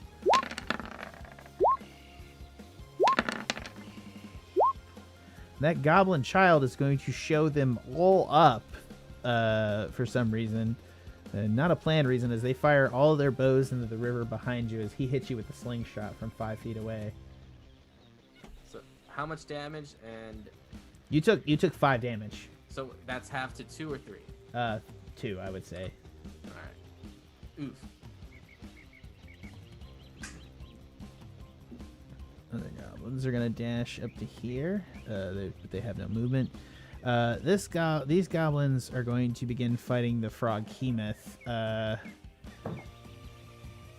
Yeah, these goblins are gonna come after you guys though, and they're gonna land on shore, and they're going to fire short bows at Ashe. Let me know if they are above a 15. Yes, one is. I'm gonna shield it. Cool. You block this as a bunch of arrows come in and hit you. You are shielded. What's your AC while shielded? 20. Okay, it is now your turn, Ashe. All right. Hold on. Let me move the other goblins. The other goblins are just moving into range. All right, so I'm gonna cast a fireball at 5th level, and if I center it right here, I should get all the pterofolk and the nose of the ship, if that makes a difference. Not really, but yeah, go ahead. Hit all the pterofolk. Right. 5th level. So that's a DC 16 for all of them. Got it. Okay, so they need a DC 16. I'm going to do it for the pterofolk. You want me to do it in one? Yeah, do it all at once. Unless it's bad, then do them individually. Yeah, well, they fail, so they're going to take 36 damage, which the max pterofolk is 26 damage, so you're going to shoot a fireball into the air, and it's literally going to just explode outwards, killing literally all of the pterofolk in one. They're going to drop like flies onto the wave that's literally coming from downriver. All right, I'm gonna be like hunched over, like blood rushing from like face like, everywhere, and just like fucking pieces of shit. Scree. It's now Scree's turn. I'm gonna move over to the boat and help him move the boat. I'm gonna get in the boat. I guess. Get in the boat or move the boat? Yeah, we're just right on the shore. We're not. Yeah, we need to put it in the water first, obviously, I guess. Yeah, I guess. Ashe, now that you're here, we'll put Sorry. the boat As your DM, back in the I water. just realized that dam is no longer there. You can totally just get in the boat right there and move out into the main channel there. So. Yeah. So Time to go pick up Tenderloin. Hell yeah. All right, let's get the fuck out of here. Nice All job right. on the dino people, by the way. Make a Thanks.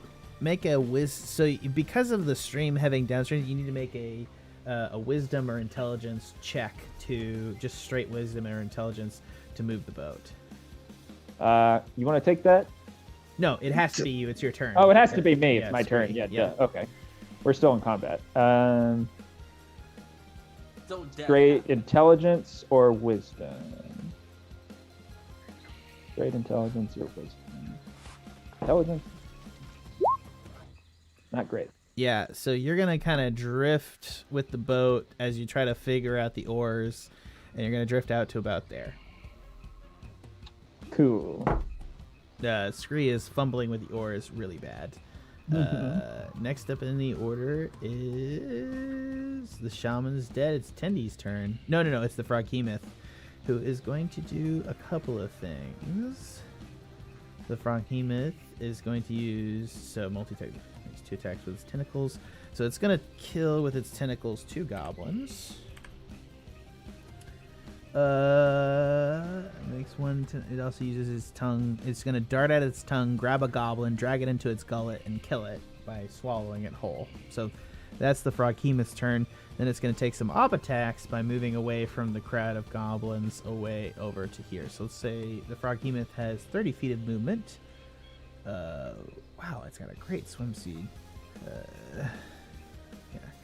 The Froghemoth is going to move here as it's attacked by goblins. Alright, and then it is Tendy's turn.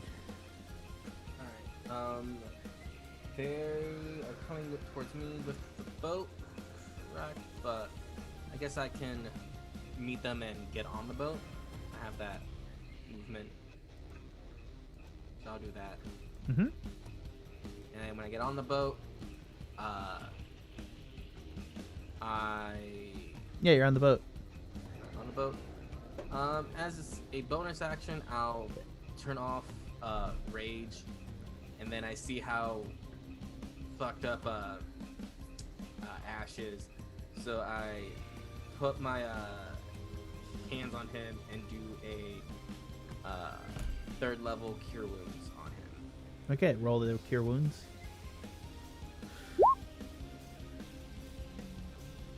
You get 12. 12 HP.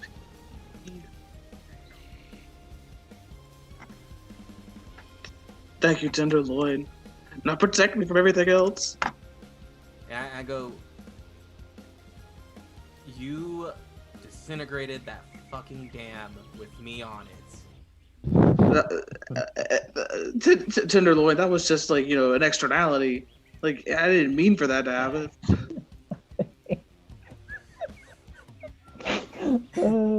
I mean, that's my turn, because I moved and I healed. But I just give you the deepest stare up. You disintegrated that dam with me on it. I swear I didn't read it. Don't hit me. Health check, everybody. Where's everybody at?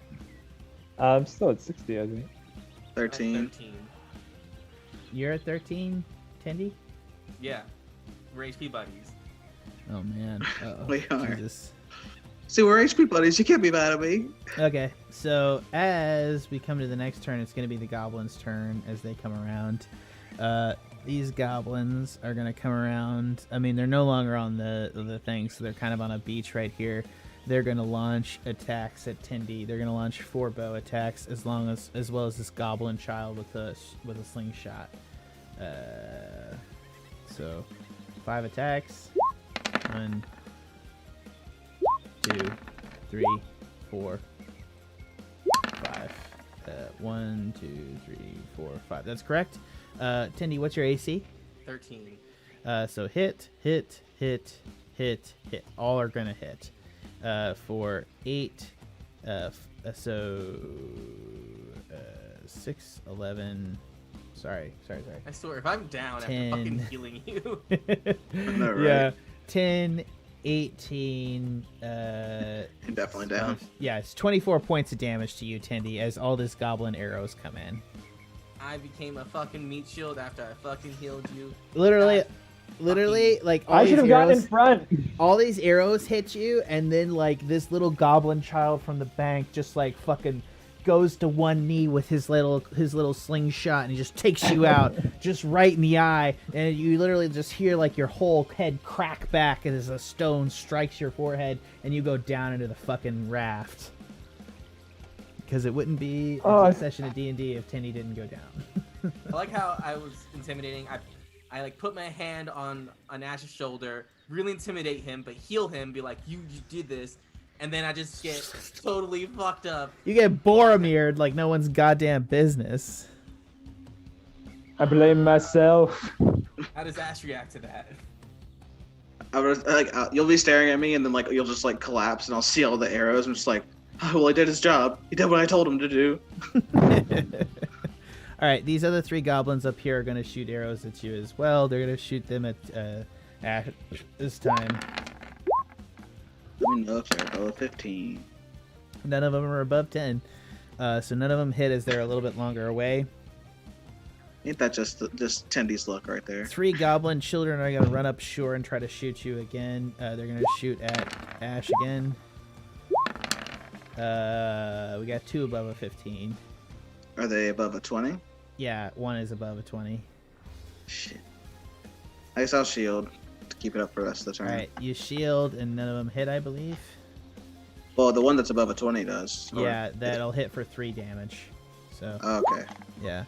The 3 goblins on this raft are going to run across and try to shoot you as well. They're going to shoot Scree, though. Come at me, children. Alright, what's your AC, Scree? 18.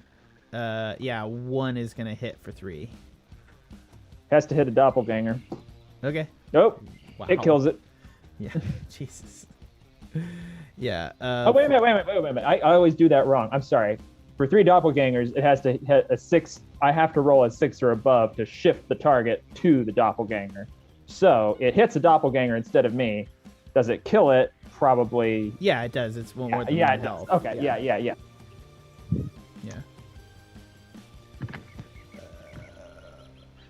All these goblins are gonna push up. But they're gonna push up and attack. No, this raft is no longer there. Ah, Control Z. Nice. I love that you can Control Z. I'm glad that Control Z. They're gonna start attacking the Froghemoth. So there's a lot of goblins who are just maiming this Froghemoth as it tries to get away.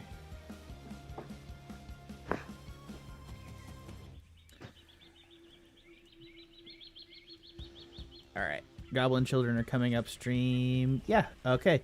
That's the goblins' turn. Hold on. Where are the other goblins? Let me just double check. Yeah, I think that's all the goblins in the entire camp. They're coming to get you. Yeah. So, yeah, that's that was the goblins' turn. It's Ashe's turn now. Alright. So I could reach into the bag of holding and get a whole healing potion for Tindy. Or I can get the juiciest fireball I've ever seen in my life. That is a particularly juicy fireball, I will say. But I kill the goblins, the Froghemoth is going to come after us. So I'll do the healing potion. I'll reach into the bag, pet the spine, pull out a healing potion, and then shove it into Tindy's throat for my turn. So that's 5 plus 2. So he has 7 HP. Man, I can't believe you passed up that fireball. I know. I'm getting soft, Scree. Damn it. What I missed? It's just. Tindy, we're still in this shit. You got ravaged by a bunch of children with little bows and arrows. You know, I tried. Or at least I with think they're all children, children. but I think I just gotta make. What? Sorry, guys. What's up? Better to be a corpse than an orphan, I guess. All right. Damn right. So you healed. He's up. He'll be able to use half his movement to sit up in the thing on his turn. Is that the rest of your turn, Ashe? I have a bonus action. I have a bonus action, right? Yeah. I don't think I have a spell like that as a bonus action. I think that's gonna be it. All right. Yeah. So, anyways, that's your turn. And next up in the order, I believe, was the Patera folk. It is Scree next up in the order, actually. I think I'm just gonna row the boat. Yeah. Here we go. Big roll. We need to get the fuck out of here. Yeah. If you roll badly, it'll float. You got more of a handle on the screen on the stuff now, but still. If this goes south, I'm gonna spend my inspiration probably. Let's do. It's a straight int or wisdom, right? So straight int or wisdom. You are not proficient with boats. All right. Yep. We're gonna burn the inspiration to try that again. No. Nope. All right. Well. All right. Whatever. You're gonna be able to use half the boat's movement because you still like you were trying to just scramble. You're able to use 20. I just picture myself going like this. Yeah. I mean, you did a really shitty job, but you got about here. How about that? Whatever. Sure. I'm giving you half the boat's movement. That's 20 feet of movement. I'm not complaining. You rolled a 7. I'm not complaining. I'm saying, You're not proficient in boats. Half of it you were like rowing backwards. I'm not complaining. I'm saying don't patronize my poor boat skill. I really want to go canoeing with you now. This is actually a thing. I hate little boats. I hate boats in general. Dude, not we should gonna go happen. kayaking. Come to North Carolina. Me and you and Tanner will go kayaking. I'll change my mind. That's how that'll work. I won't just like resent the fuck out of you for making me get on a unstable surface. Why would you resent me for going kayaking? There's such great white waters in North Carolina. We could all go to Colorado and kayak together and like sit out in the desert. Sorry, I'm having like weird. This is good enough. Let's just enjoy this. This is fine. Me slowly torturing you guys to death. Yes, it is fun. Anyways, yeah, that's what else do you want to do? That was your action. I'm gonna live. I don't have a bonus that I can use. So that's it. Yeah. All right. The Froghemoth on its turn is going to attack some goblins. It's going to kill 1, 2, 3 goblins, and it's going to move away and take a bunch of op attacks.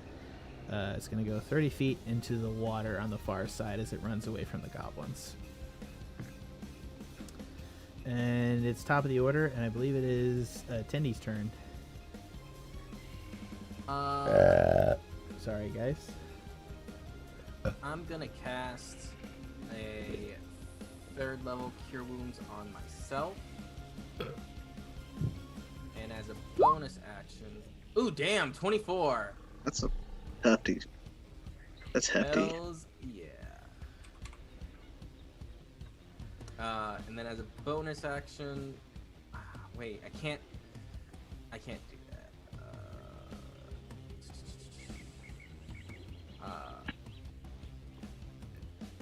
No, I don't want to turn into something. I can't. Yeah, as a bonus action, I'll combat wild shape into, I guess an ape again, so I can potentially row the boat. But now I have like safety HP. Ape. Yeah, no, I got it. All right, that's your turn. Next up in the order is the goblins. All right, so what's your HP as an ape, and what's your thing? I am pulling up now. Bear with me. Just say what you. No worries. I'm gonna roll some attacks here. So we're gonna get 1, 2, 3. Sorry, the goblins are actually going to. Sorry, this child's not gonna do it, but these goblins, because they're in the stream, they're actually gonna jump into the stream, and they're gonna row up and grab the boat. And 1,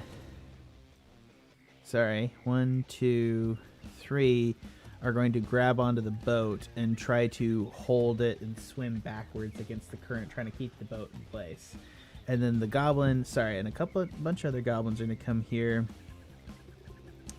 These goblin children are going to come up here.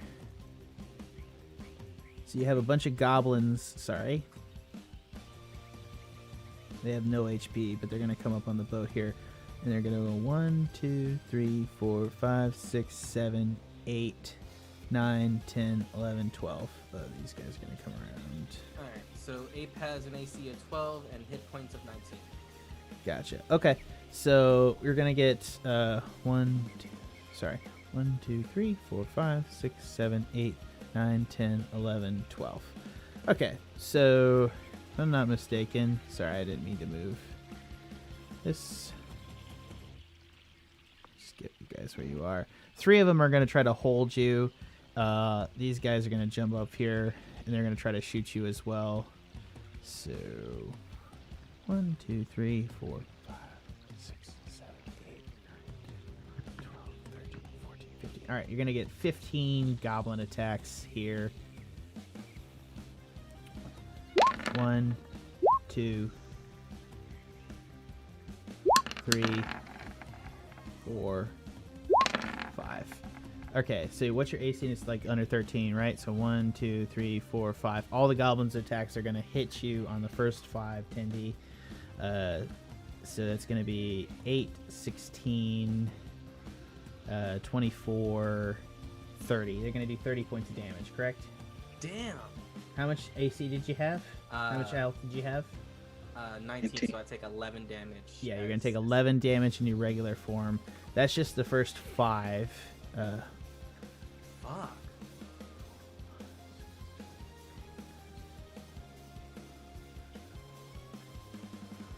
Alright, so you got 10 more goblins. 10 are going to shoot Scree on the backside. No, 5, sorry.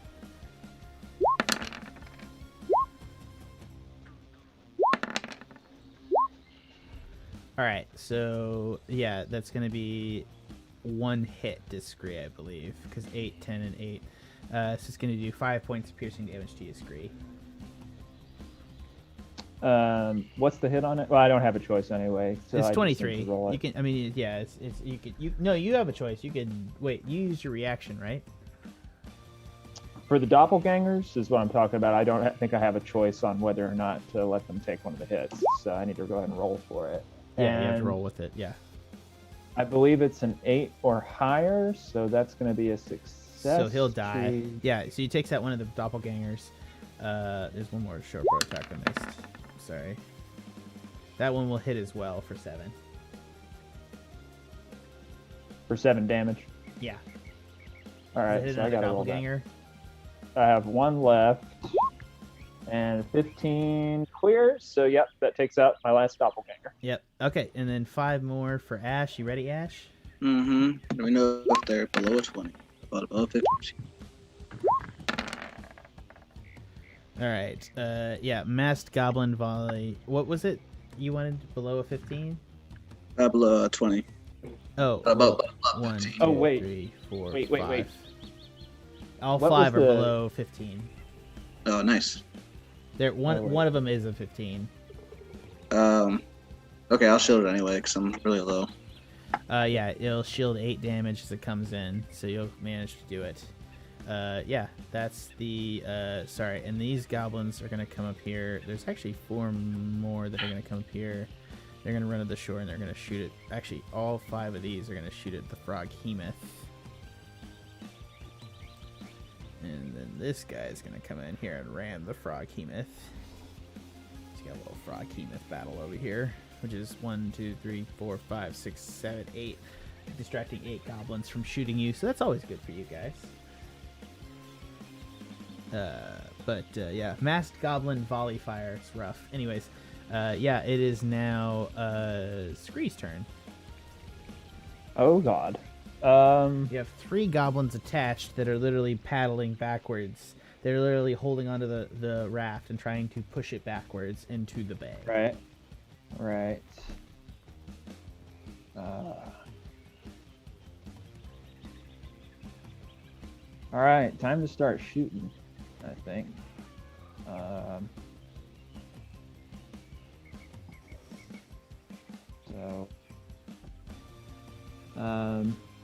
Let's do one at the prow of the boat, directly in front of Tendi first. Wait, Tendi, are you up? Yeah, I'm up. You're still up. Okay, yeah. I'm gonna 20 shoot the one. points. I'm gonna shoot the one right in front of you first. So watch out. 23 hits. He's dead. All right, and the one right next to him. Next, Guildenstern. Dead. Sweet. That's my turn, guys. Yeah, so that's Scree's turn.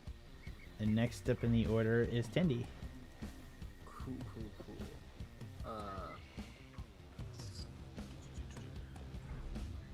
Tendi, if you want to drive the boat. I can take out the rest of these goblins. Word. I'm gonna drive the boat and go as fast as I can. Okay. To paddle the boat against the goblin, you're gonna need actually to make an athletics check against the single goblin hanging onto the side. All right. Athletic, just straight. Sorry, actually, you're gonna make a strength check against him. Oh, nice. And he has the belt. And he crit failed. Did I? No, the goblin did. Kind of. Oh, Jesus Christ, you were close. With a +7, so he rolled with a +7. You still, 2. yeah. So you get access to the boat's 40 feet of movement. Onward and outward. Yeah, I'm measuring it for you. So you're actually gonna drag the goblin with you downstream, and he's not sure about it as you guys go downstream past the Froghemoth. I'm assuming you're not gonna get in range of the Froghemoth. Actually, you are gonna get in range of the Froghemoth as you pass by because he has an extra long reach. As I am rowing, could I use a charge to do a animal friendship? I was wondering if you're gonna try to charm the frog monster with your druid powers. So he's not an animal; he's a monstrosity. Gotcha. Which is dumb in terms of D&D content. So I'll let you it doesn't really matter. Throw it in chat. You said he's is his intelligence higher than a 4 or higher? No, it is not. Okay.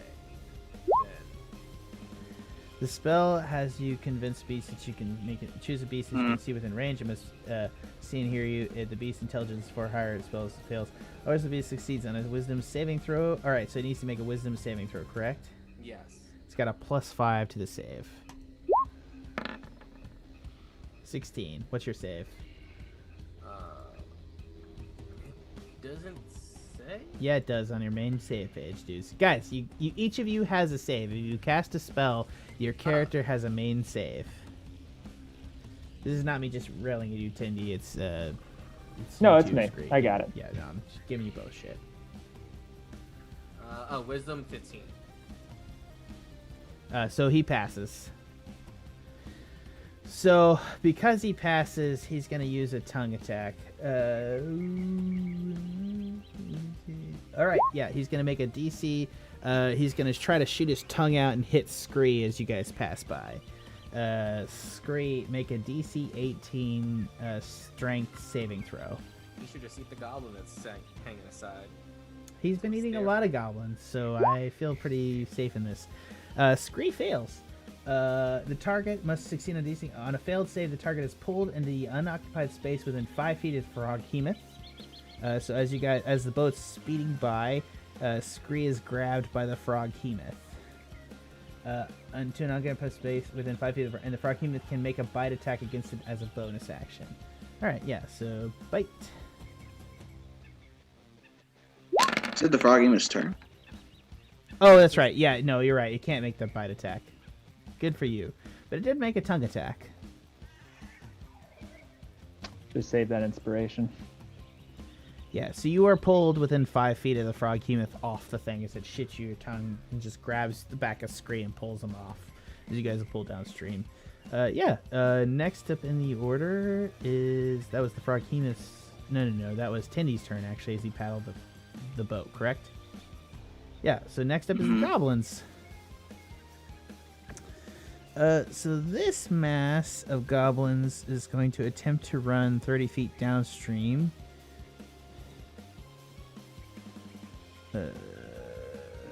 These goblins are going to board this and try to take out after you.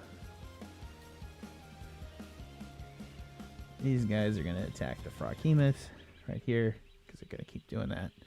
But 1, 2, 3, 4, 5, 6, 7, 8, 9, 10, 11, 12, 13. So 13.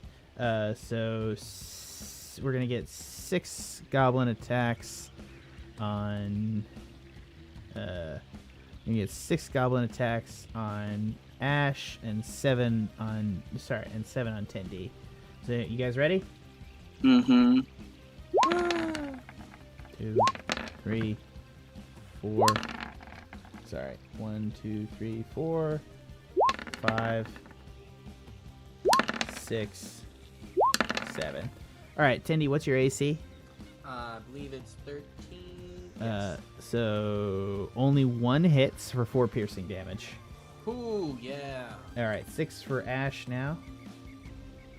1, 2, 3, 4, 5. God damn it.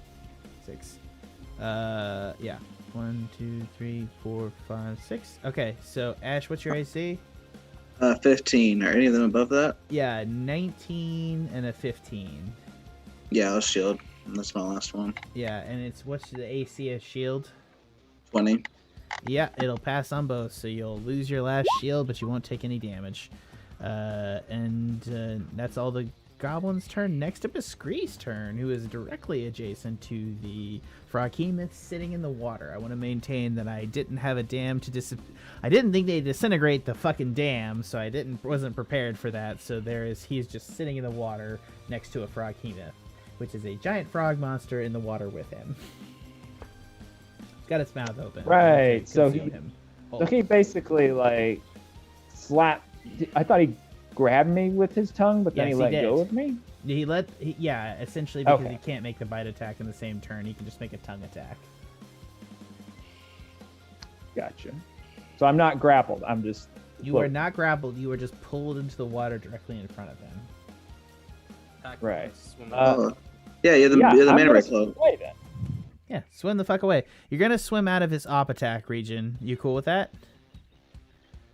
Sorry. Well, thank you. Yes, disengage and then swim away. I forgot you have disengaged. Yeah, you're gonna just swim the fuck away from him. Yeah, it's 25 feet to the raft. You use your movement. You can clamber into the back of the raft. Yep. Okay, cool. Kick the goblin off this hanging from the side. Thanks for the memory. He's gonna eat a bunch of goblins. He's gonna eat 3 goblins on his turn. Yeah, and that's your turn. Next in the order is Tendy. Row away. Okay, you're gonna need to make a contested strength.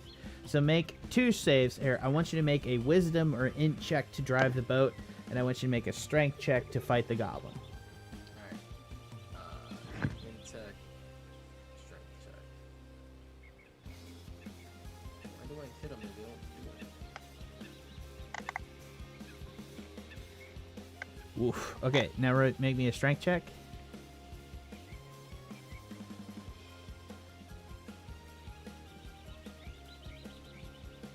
So you're able to beat the goblin, but you just sort of drift over to this side as you pilot along. Yeah, next up in the order is the goblins. And let me just check the feet on here. God forbid if I have to roll for all these assholes. Oh, what's a goblin's bow range? Is 80 feet. Oh, you're 60 feet away. No, hold on. That's 90 feet. Ugh. Yeah, for the purposes of time, you guys managed to make it downstream as you guys get peppered by a couple of shots as you guys propel downstream. You have a goblin on the side of the raft. You're out of combat. What do you want to do to this goblin that's literally hanging to the side of the raft, like pedaling backwards futilely against Tendy's giant strength on the paddles?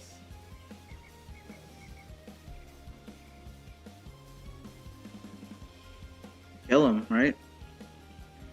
I mean, who's closest to him? Tendy? No, Tendy's on the paddles, so it's you, Ashe. Yeah.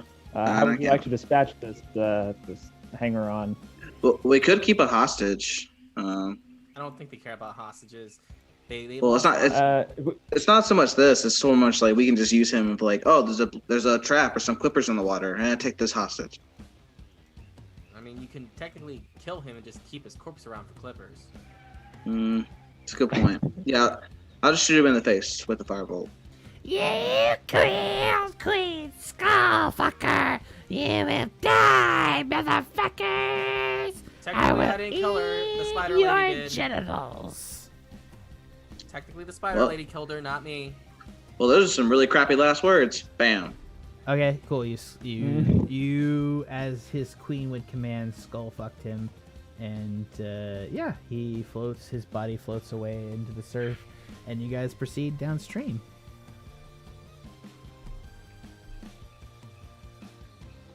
Can't believe we made it. It's a lot of goblins we killed today, folks. That was, I feel like that was not the most efficient way through that camp. God, it's almost like the Patera folk would have told you something. Yeah. Well, Yeah, we solved our own problems. Not like any of them talked to us or anything. Yeah. Good thing fucking Pass Without a Trace was as clutch as it was. Could you imagine doing all that from the start? I had not expected Pass Without a Trace. I will prep you for that. Just keep that up forever. So it's been about 3 days since you knew where you were on this river. So go ahead and Tendy, give me a survival check to know where you are. Tindy, you should use guidance. Don't tell me what to do, but yeah, I'll use guidance. Well, even if I tell you what to do, you just do it anyway. Survival 18, and I don't think I'll need it, but I'll do it anyway. 22. Yeah. You guys Man, are next. Every guidance has been critted so far today. You Yeah, guys are in the square, and you know that the only place to head into Oberon's Folly must be close by, and as you guys come around the river bend, you know where you are. You're right by Oberon's Folly, and you see in the distance a massive tree. did we make it?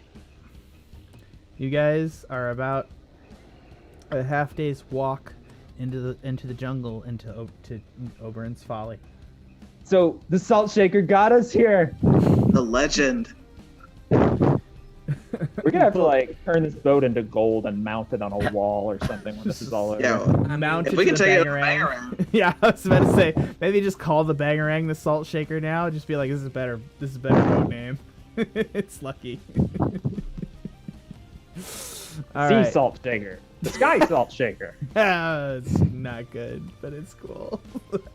It's not better. Gentlemen, you have made it through the deserts and forests and city of Fargona. Next time we will deal with Oberon's Folly. How do you feel? How do you feel about this massive... This is the longest arc of PPP. I promise the next arc will be like 3 episodes.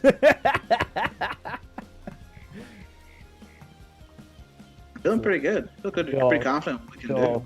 Yeah, I'm actually kind of impressed. Is this in character or out of character? Out of character and in character. How Hitting is it? things really hard again feels so good. Yeah, y'all busted through that shit pretty good. There was a dragon turtle in that bay that y'all just avoided with Pass Without a Trace. There were lobster folks. I mean, we could have had Monster Girl City on the far side with female driders. There were 2 tyrannosaurs. Y'all just I like went. how you There snuck was that a swag girl whole- in there. There was Like, a whole brass dragon encounter I had worked up on the far side. I'm just saying, you could have gone over the mountains and fought a brass dragon. That could have happened. What you're saying is that was the most efficient way through that camp. Based on what I know about math, the shortest distance is between 2 points is a straight line. Yeah, ironically, going through massed goblin volley fire always is less damaging than I think it is. Anyways, for the Pen and Paper Pod, this has been Tanner playing Ashe Fallbright, the villainous sorcerer, shadow sorcerer. I'm real hurt. Yeah, you're like a one. Like what are your HP at? What is your HP at? 10. Oh my god. So yeah, at least I'm challenging you. I like to say that. Yeah. And this has been Tenderloin, played by Edwin Reyes, the gentle bovine druid barbarian. Gentle and gently fierce. Gently fierce. From the Salty Boys. A And lot. see you later. This has also been the scrupulous spell thief Kenku Scree, played by Trevor Flynn, currently freezing to death in his own home. And yes, That's how I feel. And my character, not that scrupulous anymore, probably for the most part. Also very wet, very wet and humid, and just exhausted, probably. Yeah, even though I have the most health out of all of us as usual. I've been playing like I don't know, wet thunderstorm music for like 20 minutes. So hopefully y'all are like cool with it at this point. But yeah, next week I will find for Megan non-bird chirping noises with thunderstorm noises. I also thought it was incongruous. I was like, surely these are two different tracks. No, it's probably the same one. He probably wouldn't do that. But birds still, don't just bird because there's rain, guys. Birds still got a bird, bro. And like birds live in monsoons. Hey, don't you tell me about birds. I looked up ambiences for like an hour. I was like chilling doing work today. I feel like what I want to listen to while playing D&D is very different from what I'm listening to while chilling at work. So maybe that's my problem.